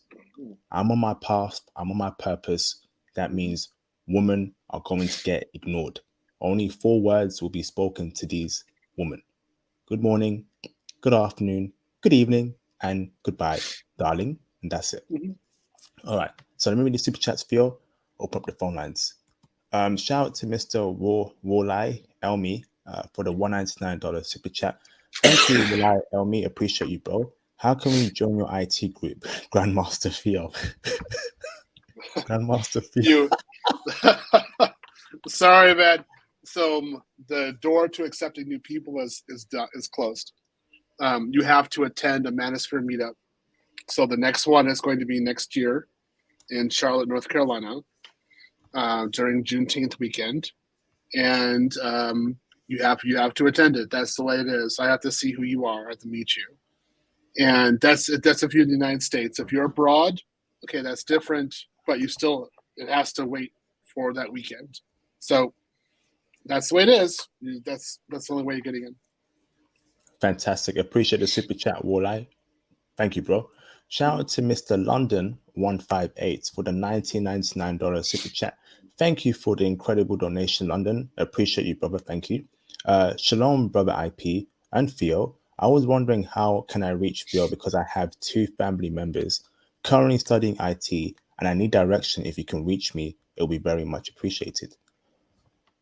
So you need to join IP's Facebook group, and then you'll see me in there. So you just PM me from there. Thanks for that, London 158. Appreciate you, bro. Shout out to Mr. Jeremy Sears for the $5 super chat. Jeremy Sears, all-time Hall of Fame member, always supporting the channel, always supporting his messages. Appreciate you, Jeremy Sears. Thank you, brother. Shout out to Mr. Yambaba Yamaba for the $10 super chat. It's aka Malik checking in to show my support. Thank you, Malik. Appreciate you. Yeah. Bro. So Malik. Oh yeah, he's the most certified student that I have. Oh wow. He's a titan. This guy is going to be unstoppable. I definitely see him being the first one to work permanently abroad. It's a question of time. Jesus. Yamba Bar, can you write your certs down in the live stream chat? Just show good brothers motivation. That. Look at my certs. Get to it, man. So Malik, go ahead and write them out. But I want everybody to say, I want everybody to remember, last year he did not have those certs. Damn. And also, his salary has significantly increased. And I'm definitely working with him now to get him to a much higher level. Let's say that. So he's at six figures, but I want him to be much higher. I want him to be like 300,000 and then having a job like in Japan and the United States. Oh Lord, 2 jobs in 2 different countries. At bare minimum. Well, he could do it. He's got the brain. But not only that, not only does he have the brain power, he's got the motivation. So he really reminds me of myself when I was about 22 years old. And I was looking around. I was like, oh, hell no, I'm not dating these women. No, I'm not doing it. And I was like, all I got to do is study like crazy. I go to Japan. There's a lot of Japanese women. Where are the books? Okay, so I study these books. I buy these books. I work, get part-time jobs in order to buy books. And then I study them. I don't date. Sure, okay, women. I'm an incel. I'm a loser. Fine. I'm going to study all this stuff. I'm going to go to Japan and like get some woman that's going to be phenomenal. I'm not even going to remember that you exist. And that's what I did. I went to Japan and I forgot all about the existence of Western women. It was great. Damn. Hey, so you want him to be working in America and Japan at the same time, based in Japan? That's incredible. I don't know how he's gonna manage that in 2 different countries, but that's he's got the brain to do it. He has the motivation. He can do it. He can pull it off. But if you look at, if you're, too bad we can talk with him sometime. If you look at where he was, he's very much like me, where I was, and I said, screw this. I don't like where I am. I'll do anything to get out of it. And that's what he did. He did it. He's doing anything to get out of it. So that kind of motivation is unbeatable. It's one of the things that I like about him is that he's not going around and saying that he's black or he can't do this or he can't do that. He's like, the door is open over there and all I have to do is study and I can go through the door. Really? Okay, study. I'm through the door. That's what he does. That's what you're supposed to do. Whereas I have a great number of students who are like, okay, well, I don't know, the door is still there. I'm like, go through it. It's still there. No. Like, do I have to get behind you and push you through? Like, what do I need to do? Okay, so then I'll show you some more pictures of Keisha. Want this Keisha? How about you like her? You want to be stuck with it? Get out! So this is kind of like a back and forth I had with some guys. Like, stop this! You are the only one who are shooting yourself in the foot on this. Whereas Malik, he's like, screw this, man. Boom, I'm out. I'm doing it. Fantastic, man. You know, brothers, you know, you have to understand, brothers, right? Things will take time in life. I know brothers men in general, everyone wants it quickly. Want it right in front of us in our face, right? But that's not how life works. You have to work towards a particular goal and objective, okay? You know, just put the time in, put the effort in, give yourself a timeline. It could be 4 months, 5 months. Every day, work hard towards it, and you will achieve it. You know, Rome wasn't built in a day. You know, you have to crawl, you have to walk, and then you have to run, and then that's how life works, man. Things don't come to you quickly like that, or right in front of you because you want it and you wish for it. You gotta work towards it. So shout out to the brother Yamba Bar for doing that great work, man. Shout out to T10 for the £10 super chat. Thank you, T10. Much appreciation, bro. Thank you for the great insight and intel, Theo. Thank you for that super chat. Thank you, T10. Appreciate you, bro. Thank you, Theo. Shout out to Big Mac the Fisher for the $5 super chat. Keep working. Yes, indeed. Don't stop working, brothers, man. So he's another one of my advanced students right now. He's done a great job. I mean, he's really gone from zero knowledge to being proficient. In fact, he's given some of the best explanations about how cloud works. I'm like, what the hell? Like, are you working on the cloud secretly? Because like, he's gone from just amazing, like we'll say like an absence of cloud to basically being a consultant. So it's just a matter of time before he gets it. Like he's gonna rock and roll. This is gonna happen. He's gonna make a lot of money. Like Lord willing. Like he will have he will have residence in another country, like a house in another country, without a doubt, Yes. like Yes. paid for with cash.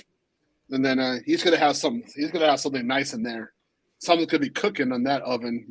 Man, he's gonna have something nice and spicy. That's gonna happen. It probably won't be Lisa. Please don't do Lisa. Oh Again, no. please. No, Oh no, no. Lisa. No, Lisa. No, Lisa. No. No. That's the devil right there. God no. We don't want no Lizos. No Was Lisas. he from my channel, Big Mac? I remember I used to see. Did he come from my channel or was he from someone else, Big Mac? No, we actually met on another channel, like Little Big Nate. That's how he got in. I'm wondering how my students know that I'm actually broadcasting. Are they exchanging notes someplace? I'm like, where the hell? I didn't tell anybody that I was going to broadcast, and is the algorithm doing this or something? I don't know. So yeah, if you're doing it, you can. There's another super chat. Let's go to the next one. Okay. Thank you, Mr. Jerome, for the $10 Canadian super chat. I appreciate you, bro. I appreciate both you and Theo for putting me onto AWS services. I'm about halfway into the CCP Udemy course, and CCP stands for Chinese Communist Party. I'm joking. A Udemy course, and I can't wait to get into the tech world. Hey, appreciate you, brother. Appreciate you, bro. Thank you, man. You're really making trouble, aren't you? Yeah, that's right. Okay, so yeah, CCP is certified cloud practitioner with AWS. Yeah, I'm glad. Okay, so I'm glad you're doing this. Just remember, Stefan Malik. He is the best teacher on Udemy for AWS. He is hands down wonderful. And the reason why I chose him again is that not only does he have a wonderful Udemy course, but he has followers and groups on Facebook and on Reddit. So what I'm trying to do is say, like, I'm not controlling you. I'm trying to show you other resources. I'm just facilitating you and showing you what you can do. Sometimes I'm controlling you because I'm destroying your configuration and telling you can't do that.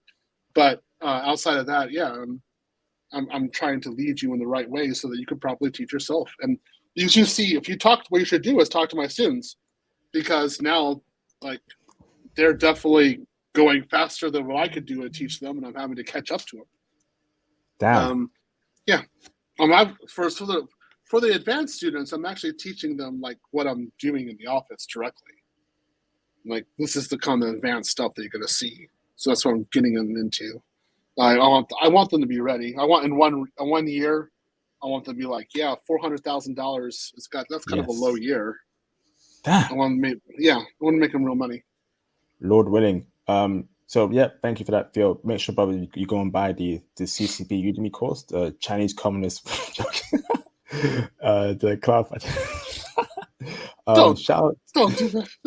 Why are you doing that? Imagine the Udemy course and actually learning that. That would be hilarious, man. Shout out to Mr. Matt Battle for the £10 1 pence cash app. He says, I don't want no beast. Yes, indeed, man. We don't want no Lizzo beast, man. God forbid. Ew, she makes me sick. Look at that, brothers. Let me have a moment of appreciation for the cert master here called Mr. Yamba Bar. Incredible. AWS cloud practitioner, solutions architect associate, security specialty, DevOps professional, Azure administration associate, Azure security engineer, associate Linux administration. This is let me clap for you, brother. Omedeto.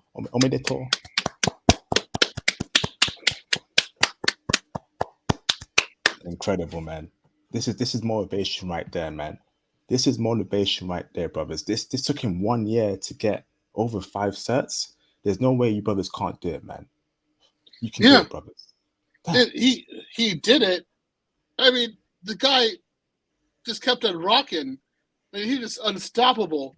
And that's the way I want you guys to be. I want all of my students to be exactly the same way. To be like, oh, hell no, I could do this.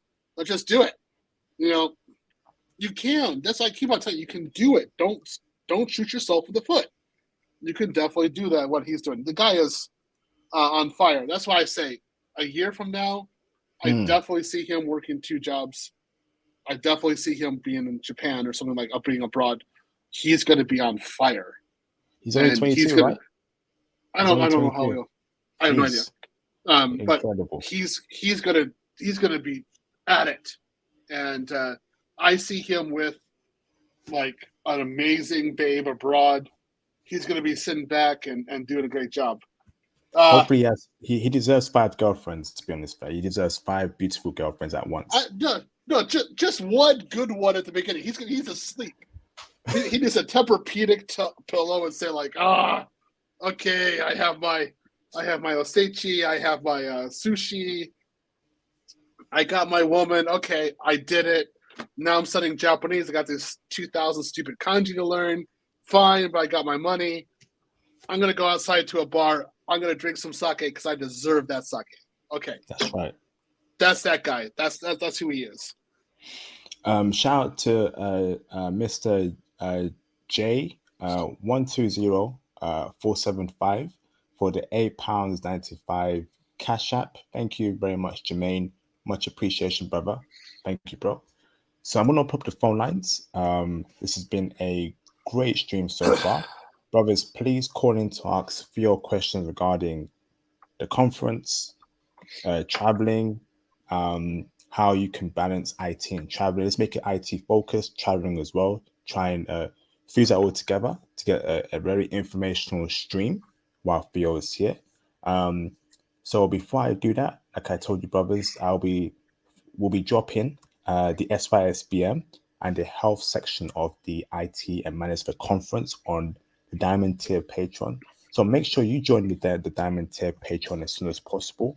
If you want extra benefits, one-to-one IT consultation, explicit and X-rated intel on foreign women, as much as the Discord server and the Facebook group access, join the Patreon Diamond Tier. Okay, brothers? Join the Patreon Diamond Tier. It's very useful. I'm also on Instagram. So follow me on Instagram, send me a DM. We can have a short convo. If you want to have a longer convo, I would expect you brothers to join the Patreon Diamond Tier. Okay. I'm also on Twitter as well, brothers. So please follow me on Twitter. Send me a DM on Twitter. I'll get back to you if you're on Twitter. The Facebook group is also here, but to get access to the Facebook group, you must be a part of the Patreon Diamond Tier. Okay. And you will never and won't regret it. Okay. The Cash App is also open 24/7. So make sure you Cash App any donation when you can. That'd be greatly appreciated. Shout out to Mr. Von Perignon for the $5 super chat. Thank you, Von.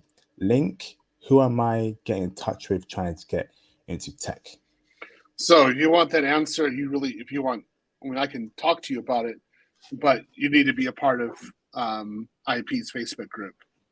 But it matters what you mean by getting into tech. I mean, what background do you have? If you have no background, you can become one of my students, but I'm not accepting new students until next year. So, the gate is open. The gate is closed. So you need to, attend one of the Manosphere meetups. Like, I need to meet you. I need to know who you are. And then I'll teach you for free afterwards. As long as everything is cool. That's the way it works. That's the way it works. So, brothers, call in and ask Phil some incredible questions. Any disrespect, any rudeness will result in you getting punished. We're all adults here. I don't want no trolls calling in. If you can't call in, please Cash App and super chat your questions. Okay. If you can't call in, please Cash App and super chat your questions. Let's get it, man. Damn, classic. We got more classics than Martin Scorsese, brother. Yeah, I'm wondering where these guys know I was talking here. I'm like, I didn't tell anybody. I didn't say anything about this. I'm like, how do they know? Like, I don't know. What is it? Google Analytics? I don't know. They have a group where they talk about stuff. So somebody might have said it like, Theo's back on IP tonight. Yeah, he's doing something. He's doing another VPC again. He's doing another Evil Keisha EC2. So let's go watch it. Let's see how he tears it down. Evil Keisha. Yeah, that was we did the Evil Keisha EC2 yesterday in class. That was fun. That was So hilarious, man. I name my EC2 now. EC2 is now over various people. So just know Big Mac. Somebody named their EC2 Lizzo is hot, and I was like, are you serious? So like, who did you talk to for that? Like, how did you get that corrupted? He must have met you or something. I don't know what, but Me? Liso Oh no. Liso is Ugh. continuing. No, I'm talking to Big Mac because I know he's listening. Oh. Yeah, he must have talked to someone because the curse is continuing, and Liso's down with his second group as well. So this isn't going to stop. We're going to make this supersized ASGs. Will be named Liso 1, Liso 2, I'm sure. Well, no, sorry. For her, it'll be Lisa 1000, Lisa 2000. Yeah, that's about right. Anyway. Please call in to ask for your questions. If not, please Cash App or Super Chat your questions, brothers, okay? Please call in or please Cash App or Super Chat your questions. Wow. Classic, man. So let me ask this for you while we wait for a new caller. Would there only be one Manosphere conference next year, or would there be two like you did or just one a year? It's going to probably be one a year. I would like to do two next year. We've had various problems with event planning and people not thinking about the common good, but thinking about a handout or a way to finesse me personally. Oh, and it has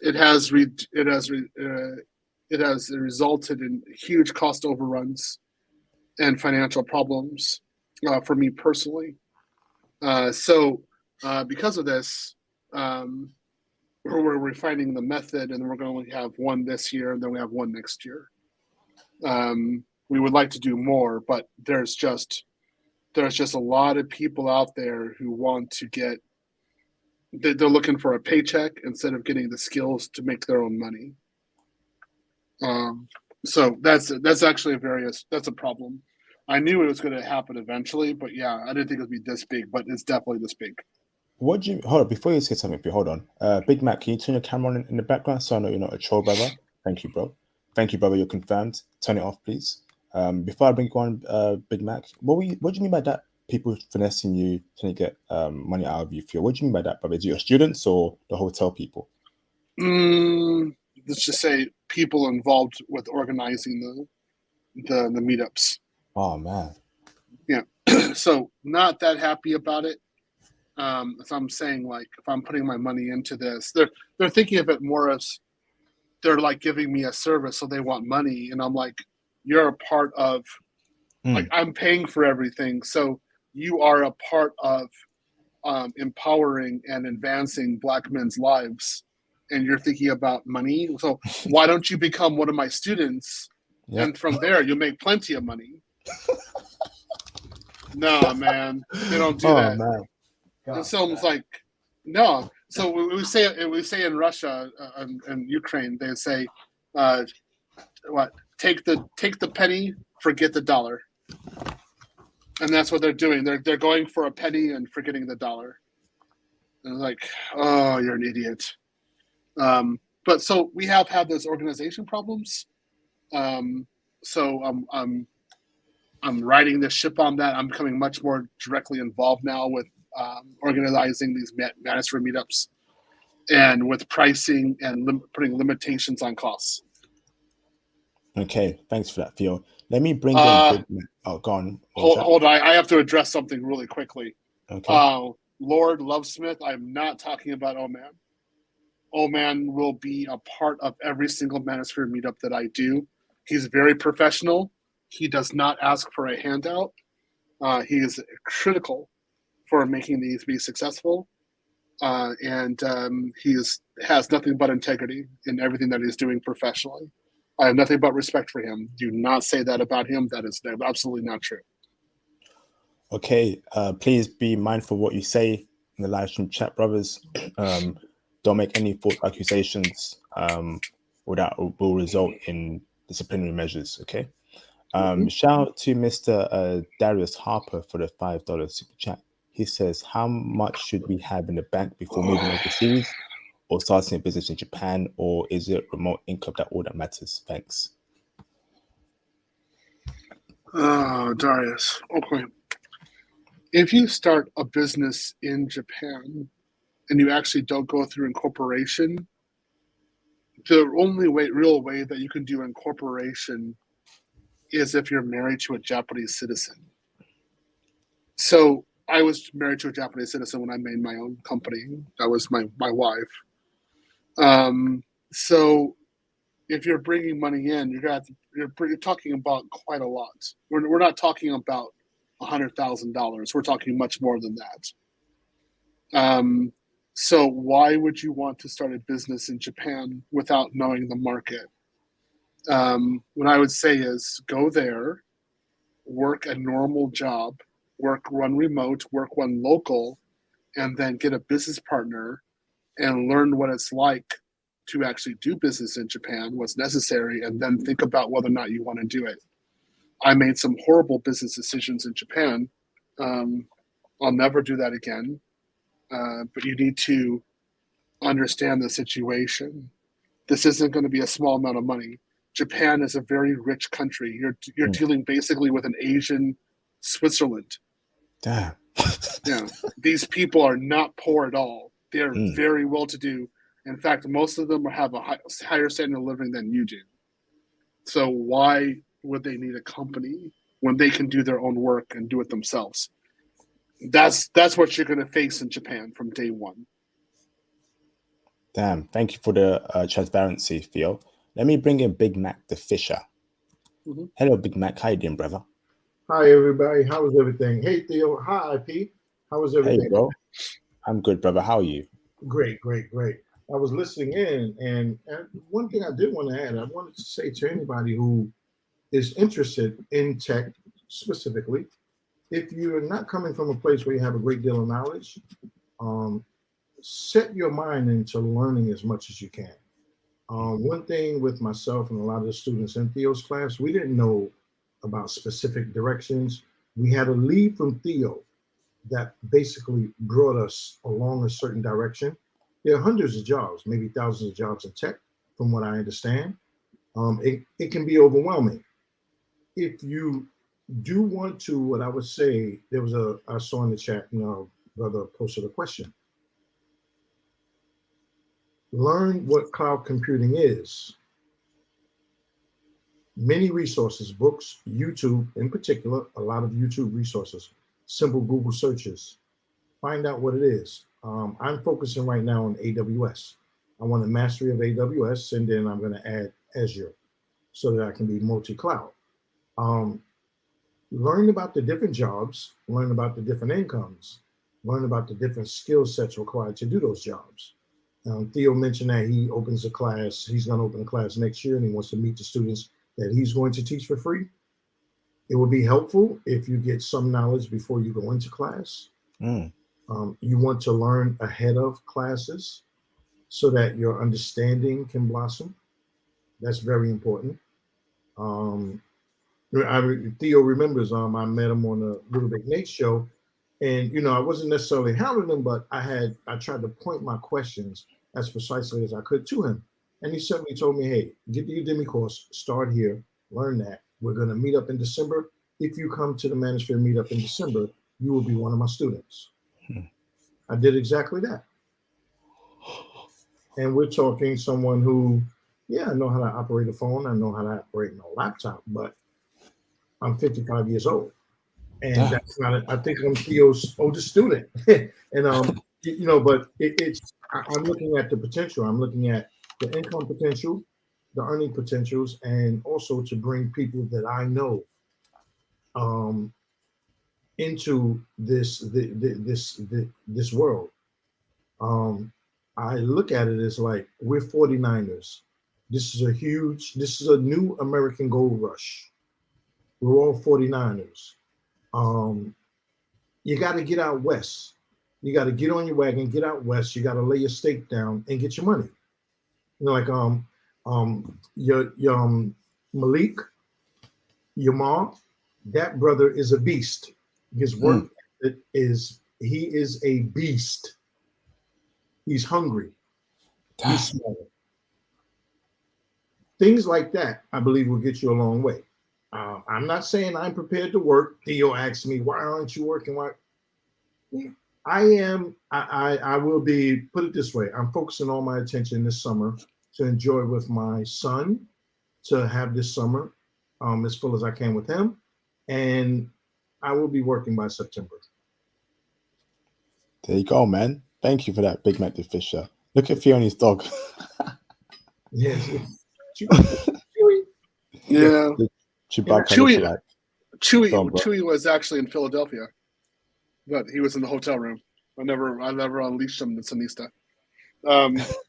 So I'd say, yeah, you're exactly right, Big Mac. You're doing it correctly. I was actually talking to AWS about you today. So I said, yeah, I've got a senior level guy, but you'd probably take a little bit more to cook. That's fine. Again, your Big Mac is in my advanced course, and that's just where I'm teaching more of the theory regarding security and how you have to come at it from a point of view of thought. Because if you don't think about it from a certain point of view, then when you get in there, they'll be like, "Who are you?" But if you have the theory down, yeah, then you're going to be authority. And so I think it's just a question of time before he does it. Look at his homepage, and as far as Facebook, he's buying the books.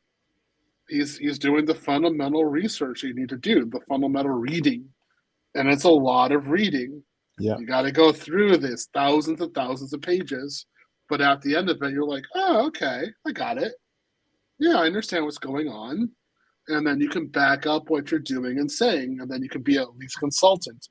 So again, Big Mac is just a question of time before he's super doing it. And I see in 2 years, man, like that's just an amazing story what's going to be with him. Like he's going to walk into a room and that woman next to him is going to make him look good. So yeah, they're like, yeah, you see that's Big Mac's woman right there. Woo boy. Yeah, we know. My little one needs a stepmommy. He might be in his 50s, but he just turned to his early 20s right then and there. I know. Well, we know what's going on. Yeah. Theo, you mentioned something about you speaking to AWS. Is that the actual company itself? Yeah. Or okay, so you're very close with them, or you work with them? Okay, nice. I talk to them. So if I think that a certain student would be good for them, then I give them information. I say, like, this is the student, and I think this is possible. This is what I think they can do.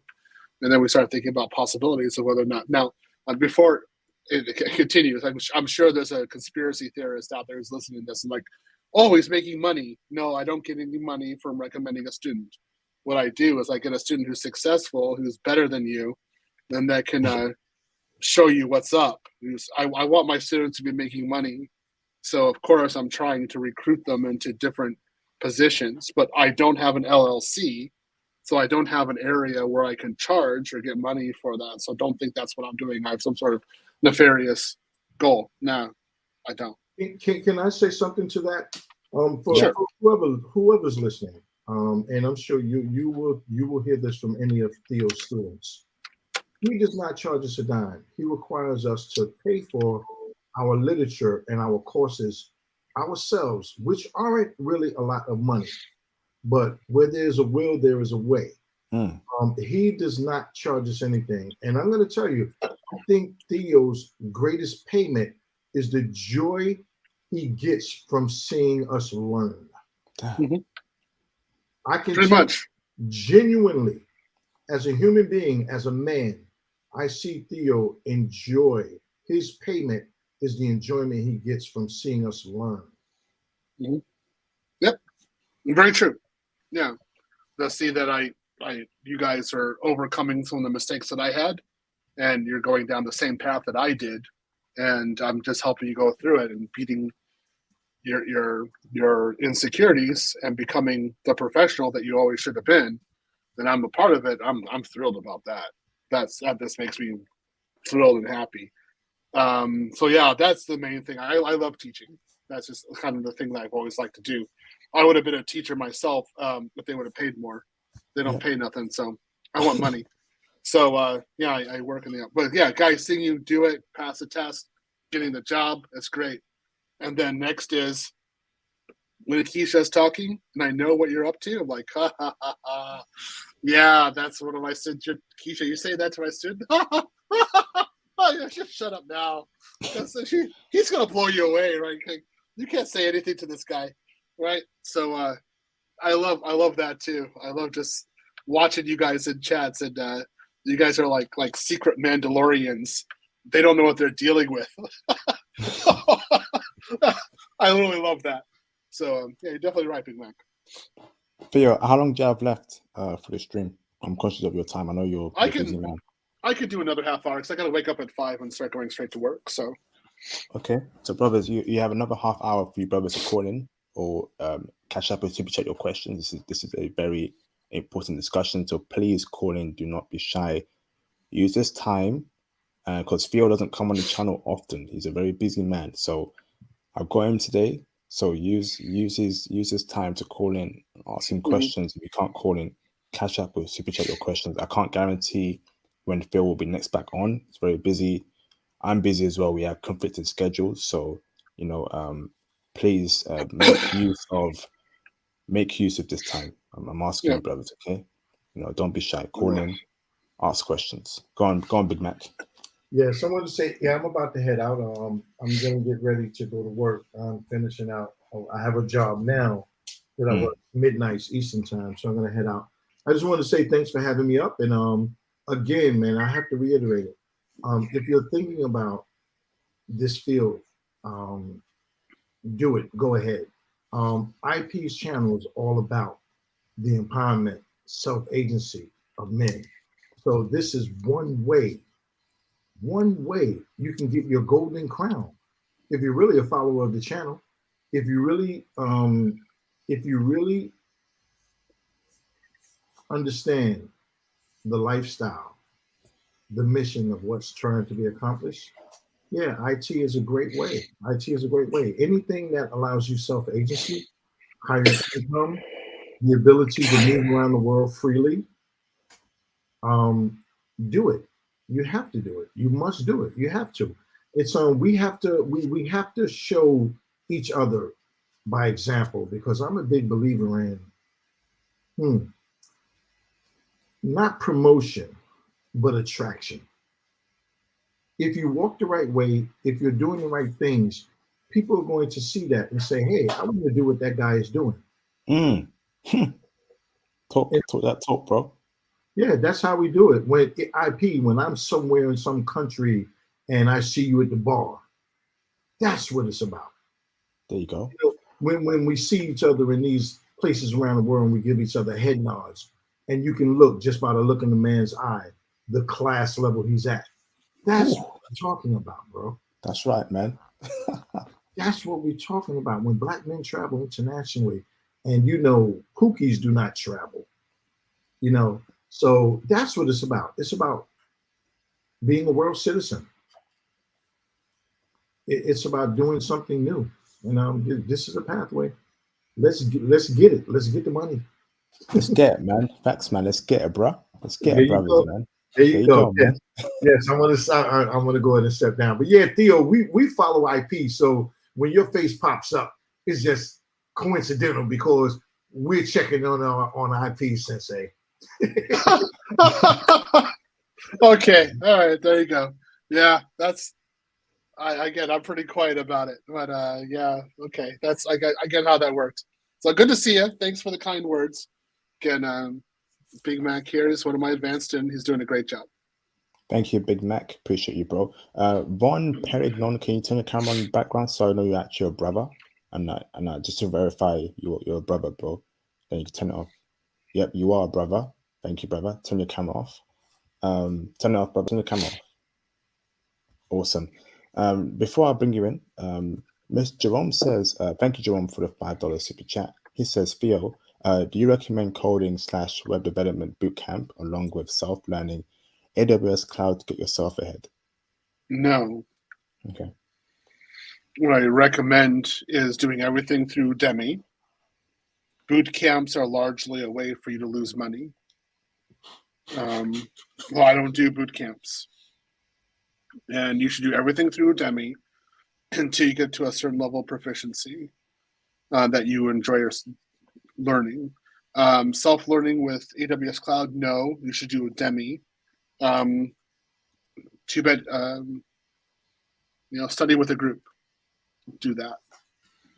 But not self-learning. It's just not going to be effective. You can find various groups online with whom to study. You can get ahead from there. But Udemy is the way. And then you need to buy books. So here it is. So yeah, we're talking again, books. This is something. Get more books I study all the time, right? This is another one. Malik's there. So this is Kubernetes, but it's in Japanese. Damn, you can read that? Yeah, of course. Jeez. When I started, I was in Japan, so a lot of my textbooks I was reading in Microsoft were all in Japanese. I didn't have any other choice. I had to read it in Japanese, which is what I did. It's no big deal. It's easy. You put the time in. If you want to work in Japan, then you should be thinking about how to read a book like this. It's not hard. Really, it's not. I mean, the thing is, you're a genius, though. You're a genius, man. Come on, bro. We know you're a genius, man. Okay. You have Keisha here, or you have Ayaka here, and in order to get to there with Ayaka, I have to study this book. Okay, and Keisha just made another kid, and she doesn't know who the baby daddy is, and then she says someone needs to pay for this, and then I should go wipe her up. Oh, this is really easy to read. Oh yeah, I can read it, no problem. Kankyo Hensun. I mean, this is easy. This is a simple book. I'd rather go through this. This is nothing compared to that. No, come on, man. I don't even have Sayaka here, man. Sayaka's gorgeous. Got this graceful hair. She makes breakfast, man. She's got a good smell about her. She's just a sexy girl. I mean, I could. If I study this, I get the job. She respects me more too. Oh yeah, it's done. So, yeah, I show this to the guys not to boast, but to say this is what the work you're going to do to put in. But you'll forget Keisha exists. It'll be like a bad memory, and then you'll look it on TV or look it on social media and be like, "Oh, I feel sorry for those American men, man. Look what they're going through."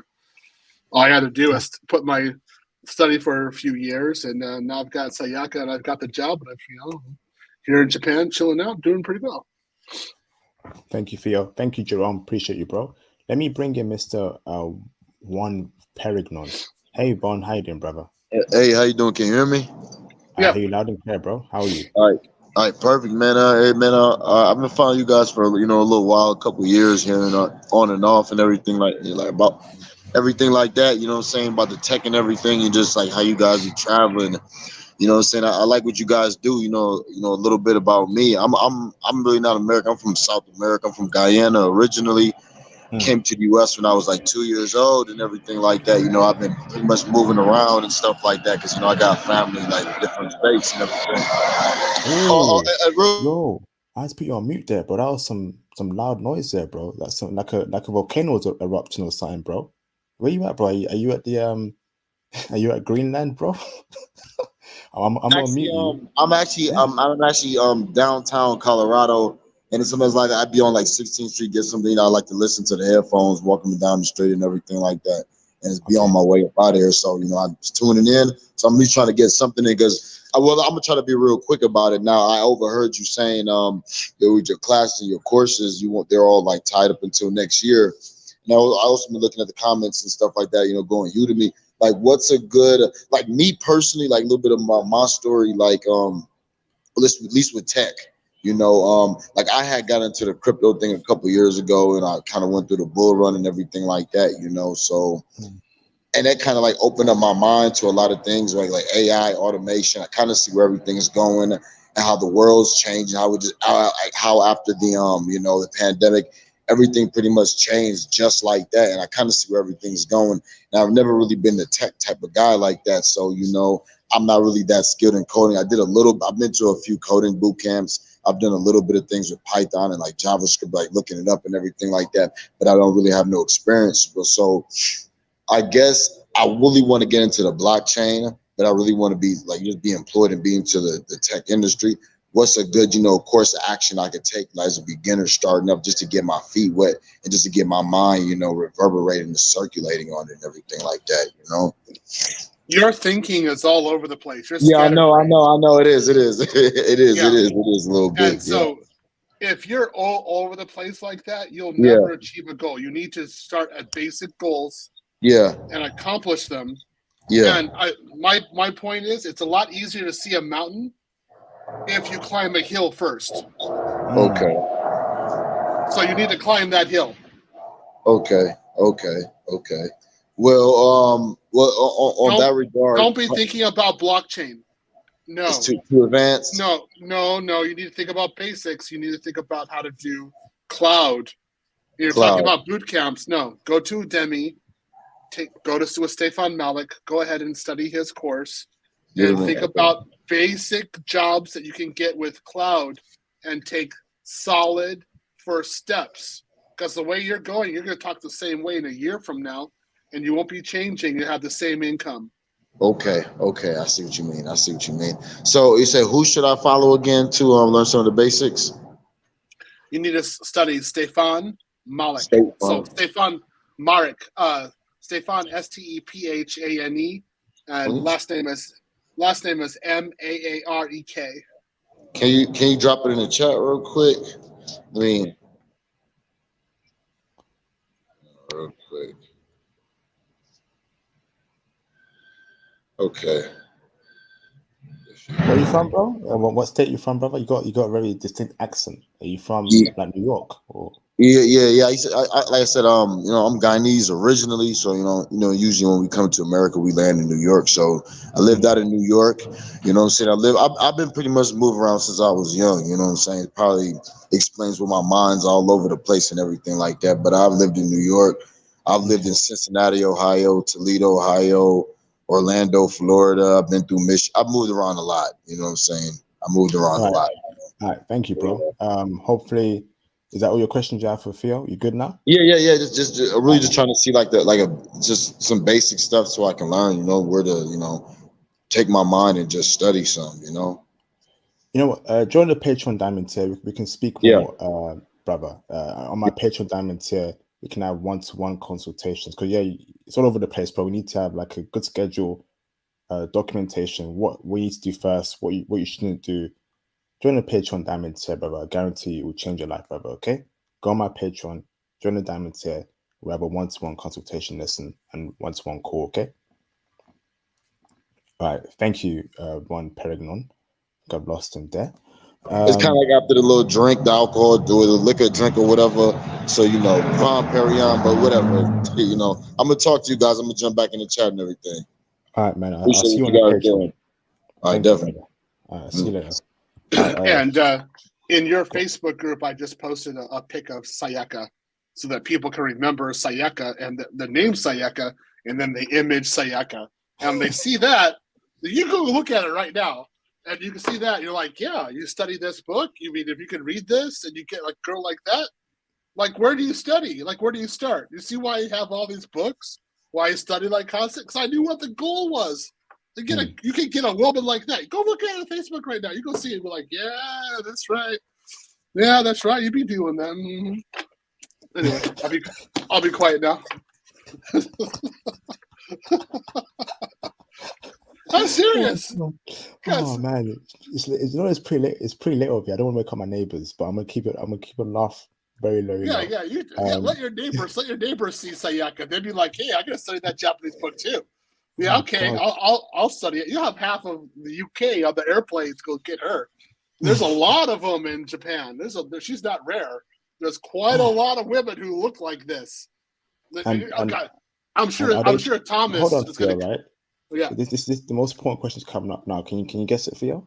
Are they checking for brothers? Go on, bro. For brothers. And then the next one's going to be is, can you get a Blasian Sayaka? No, Thomas. No, Thomas. Just get a real McCoy. It's fine. You don't have to get a half Blasian. I mean, come on. Where is Thomas anyway? Is he sleeping?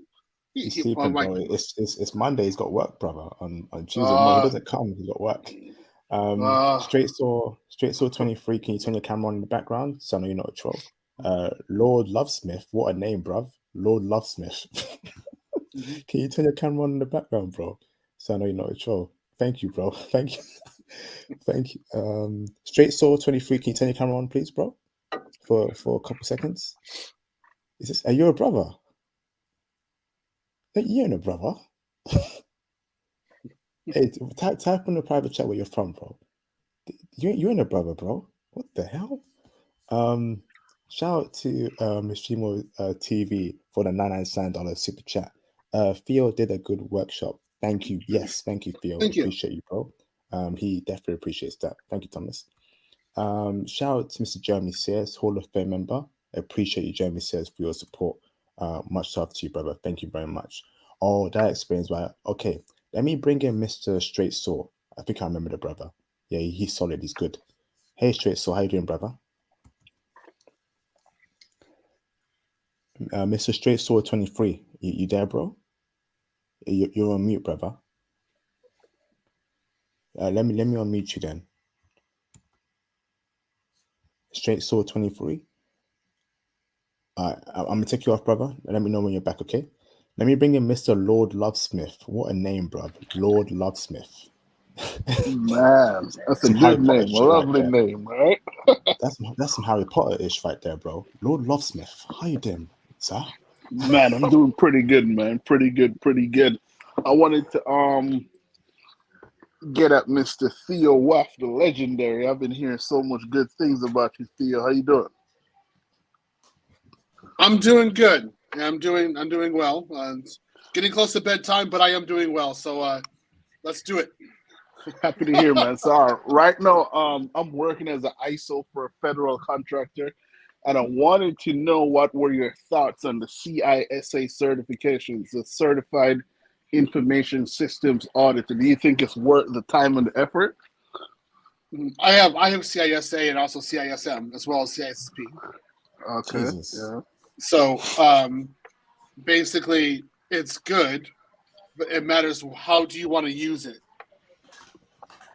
From more as the auditor side of things, because right now I'm just reviewing packets and preparing accreditation packages for system in a DoD environment. So I'm thinking like, So why not get the CAP from ISEC squared? So that's a accreditation and something else certification, specifically kind of what you're going on. What I always say with a certification is how do you plan to use it and what is going to be the cash benefit to you. So okay. I got my CISA. It was pretty good for me to learn the audit process, and it's helped me to do like FedRAMP. I also have my ISO 27001 lead auditor certification. Mm-hmm. So you can do it. I always say again, what is the benefit? What are you going to do? So for example, do you have any other certs? Oh yes, I have my Security Plus. I have my Cyber Security Plus from CompTIA. I got those two entries. CompTIAs are 0. Okay. So you know, I do not recognize CompTIA, and most in the industry do not recognize it. It means that you read a book. You got a certification for reading a book. You can't do anything with CompTIA. Okay. All right. Okay. So what you need to do is actually get a certification in a real platform from a vendor. So you need to do Cisco or AWS, Azure, GCP, Microsoft, something like that, and then actually get some years of experience, then go ahead and do something like CISA, CISSP, something like that. But what you got right now is you've got a cert for reading a book. That's it. Mm-hmm. Yeah. So I'm very cruel on this, but that's because this is how we think, and you can't do anything with it. You cannot do anything with that certification. You might have. Were you in the military and they made you get it? I got this on my own. I was in the military for a while, but I didn't get this because I'm a military work at all. No. No. Okay. So if I even say this, if you're in the military and your officer is saying you have to get it, that's one thing. That's I can't say anything bad about that and say, okay, good, you followed your officer. But when you get into the real world, it's worthless. So you need to actually get a real cert. CISA without another cert backing it up is kind of like a iffy certification. It's like, why are you here? Like, okay, so you're doing audit, but do you know the systems? You don't know the systems. So why are you doing audit on a system that you don't know? And that's how people are going to look at you. So it's one of the problems with, I personally think, with a lot of female CISAs, because they don't have the cert, the technical background, but they get the cert, and then like, how do they know? Because it's easy to lie to them, because they can't verify, really. So they're not really strong. So you need to actually get certifications in the platforms themselves, and then go get the CISA. Oh yeah. So all right, let me give you a bit about my background. A bit about my vision, actually.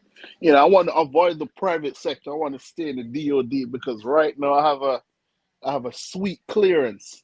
And it's money if I keep it, and I stay within the industry. Like, give me some game about the DoD side of the house. Okay, so if you do 10 years in DoD, where you're at, or if you do 10 years in cloud, you're getting $300,000 a year. In which, at the end of 10 years, where will you have more money? Oh, sound like I'd have more money in cloud at 300,000. Yeah. Damn straight. So why are you even thinking about government? You need to stop. So you got low-level certifications, and you're in government. That means you're not useful for the private sector. You need to actually, while you're in government, actually get cloud certifications. Then you'll have a little bit more respect on the street when you actually go into the private sector.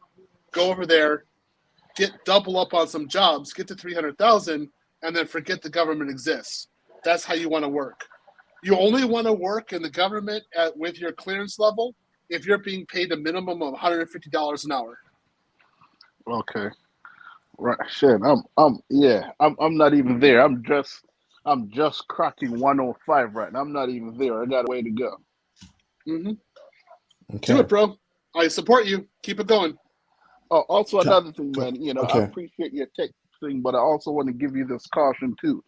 Do not help women to get in tech, especially women that share our color, because of the double minority status is a direct threat to us. I just want to put that out there for you fellas. Don't worry. Help them. Don't worry. We talk about that just at the meetups. All right. There's a specific reason why I only teach black men. All right. Well, all right, gentlemen, enjoy the rest of your show. Thanks for having me. Cool. Thank you, Lord Love Smith. Appreciate you, bro. Straight Saw, are you back, bro? Can you turn your camera on again, brother? Just so I know you actually are him again. I know you dropped off there. I can't see you, Straight Saw. It's all blacked out. Cello Tamajo confirmed. Thank you, brother. Turn your camera off, Cello. Turn it off. Straight Saw, can you turn your camera on, please, bro? I can't see you, brother. It's all black. I got to see you, bro, to make sure you're actually a brother. Let me bring in Cello Tamaz. So fix your camera, Straight Saw. Hello, Cello. How you doing, bro? Hey, how you doing? Fantastic, brother. Fantastic. How are you? I'm doing fine. Good days. Awesome, brother. Awesome. Say your questions for Theo, bro. Yes, Mr. Theo. My question to you is about the certificates, mainly, specifically. So, pretty much, I have one of my certificates. So, what do the certificates have anything to do with, like, finding a job or finding for certain companies after you finish whatever certain trade or certain technician degrees that you have? Does it mean like you're qualified to work for a certain job area, or you have like more value besides from high school degrees? Because I'm at that point where I'm about to graduate around fall. Yeah. Okay, so what cert do you have? Right now, I only have the HVAC and refrigeration one certification for service practices, and I'm about to finish with the commercial industrial service certification around fall or October. So I'm very close to finishing. So that's what I'm saying. So wait, say the first one again real quick. Basically HVAC. One for HVAC. service practices, and the next one is commercial industrial.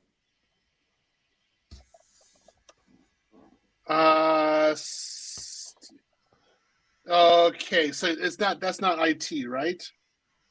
Well, it's not it's not exactly IT, but as far as for blue collar jobs, engineering's, as far Okay, as when you get your certification, what can you actually do with those sort of things? When okay, so when they see that you're ready. Yeah. so you're basically talking about blue collar job, right? I had to go Basically, look that up yeah. real quick.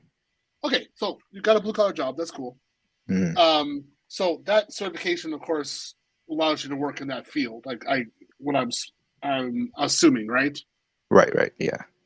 Okay, so with IT, you can get the job without the cert, but it's unlikely that you will.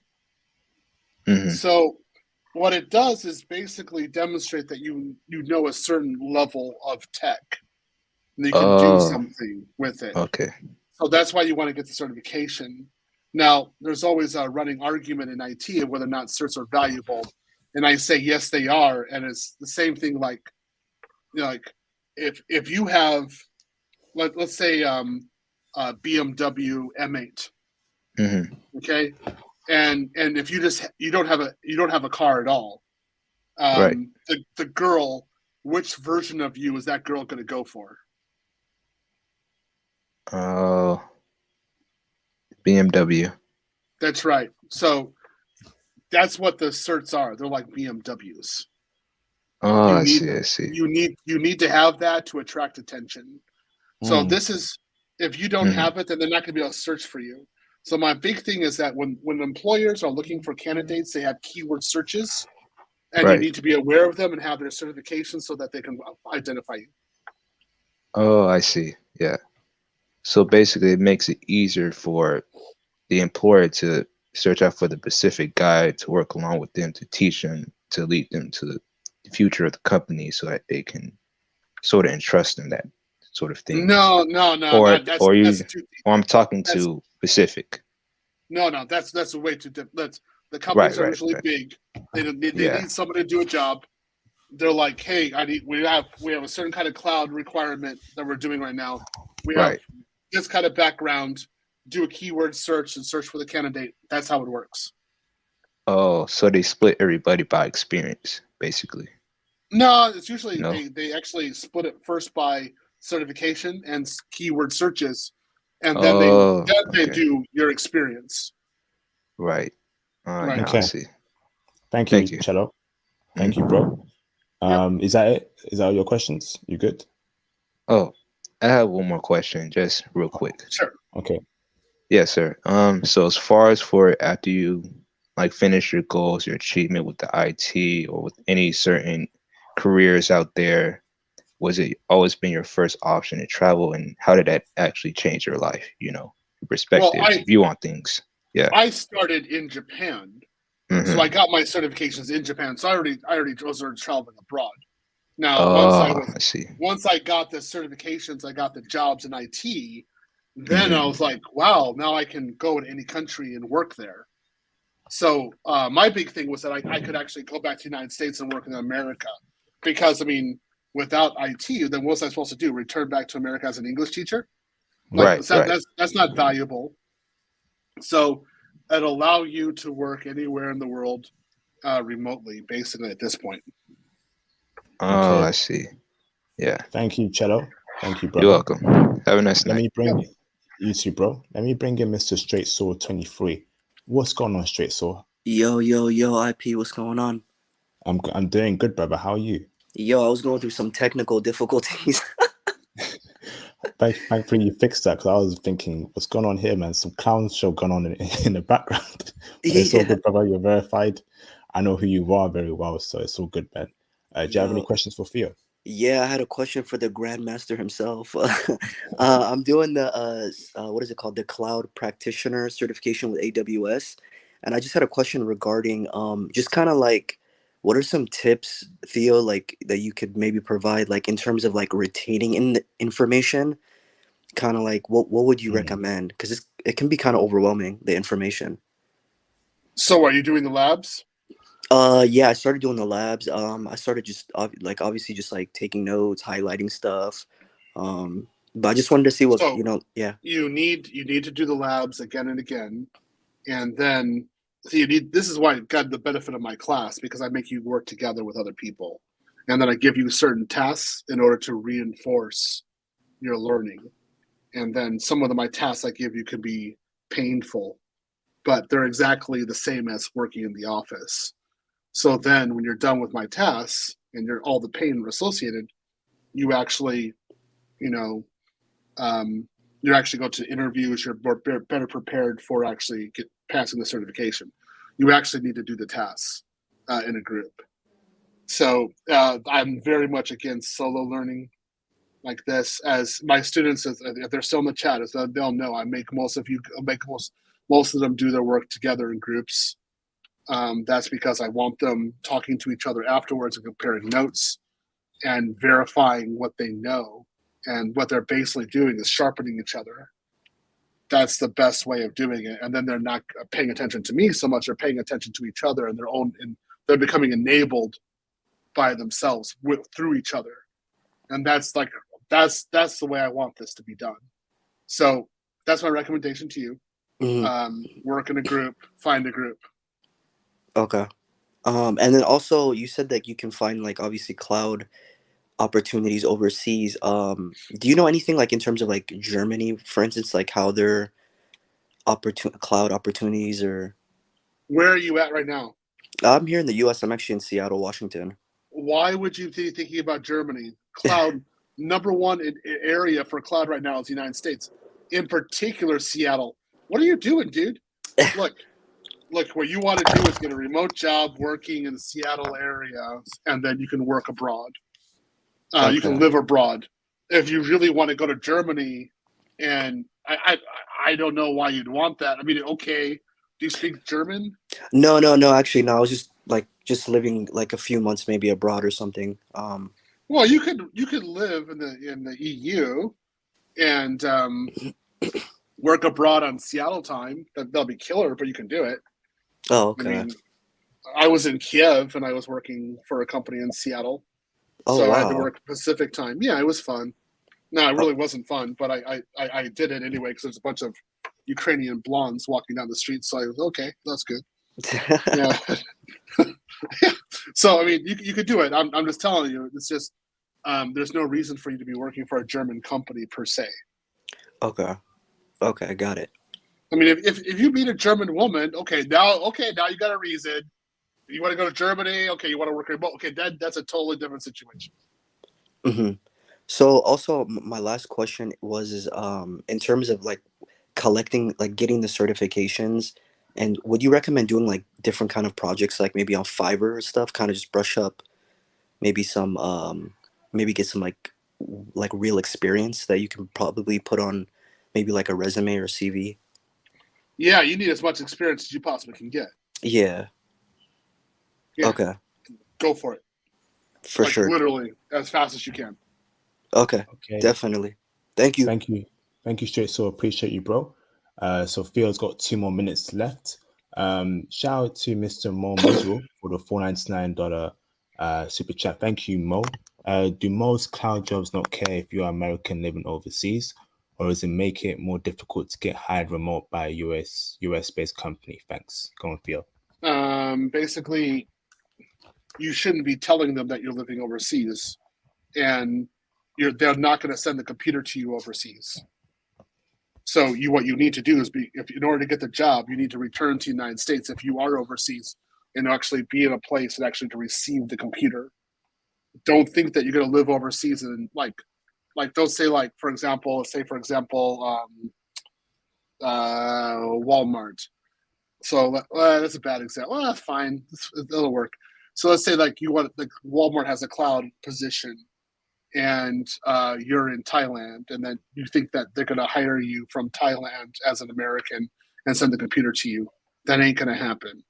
You're going to have to fly back to the United States and show that you're in the United States, do the I-9, do the whole entire process, probably be in America for about 1 week, receive your computer, make sure everything is working, and then secretly return back to Thailand. You're not going to tell them that you're actually in Thailand during the interview process. That's the way it works. You do have to figure out, if you do join the company, is to figure out whether or not they will allow you to work remotely. There's various ways of doing that. I'm not going to tell you now. If you're in Facebook group, I'll tell you in the Facebook group. But there's a way of actually figuring this out. I've worked with several people, including myself. Every time I work remote, I have to figure this out every time. Okay, thank you very much for that answer, Theo. Thank you, Mo Israel. Welcome back, bro. Shout out to Mr. Jeremy Sears for supporting the channel multiple times in this stream. Thank you, brother, for the $5 super chat. Good stream. Maybe I should look into IT. Yes, indeed, brother. Yes, indeed. Thank you for the support. Much appreciation, bro. So, Mr. Theo, thank you very much for your time this evening. I know you're a busy man. Do you have any closing statements, brother, before you head off to do even greater things in your life, bro? Guys, study, and you can do it. And you need to remember what the goal is. And if you look again in Facebook and IP's group, that kind of woman, you can definitely date somebody who looks like that in Japan, but you got to put in the work. That's it. And no, the only person who's stopping you from putting in the work is you. So do it. And my students who are here, thank you very much for the support. If you're in my classes, study. I mean, just go for it. I have full confidence in you that you can do it. If you're having problems, talk to me. Don't feel any shame or anything about it. I had problems. Always remember, when I did my certification test, my first test, I failed them 3 times. I didn't care. I was like, every time I'm closer to getting Sayaka and forgetting Keisha. I don't care about failure. Failure just tells you where you are and where you need to improve. So, been a good stream. Thank you, IP. I will see you, of course, on Sunday. You're doing very well, IP, because everybody knows IP is one of my students. So he's very knowledgeable. He's done a great job so far. I'm looking forward to nothing but success from him. Thank you very much for the kind words, Mr. Theo Wife, the legend. It's been a pleasure having you on this stream. And thank you, brothers. Make sure you join that Patreon Diamond tier, brothers, to get many benefits from it. Consultations, explicit intel, Facebook group, Patreon server, etc., etc. Thank you, Theo. Have a great evening, brother. And I will see you, brothers, on my next live stream. Thank you, brothers. Good evening, good night, good morning. Thank you, brothers. Thank you. See you, brothers. Thank you.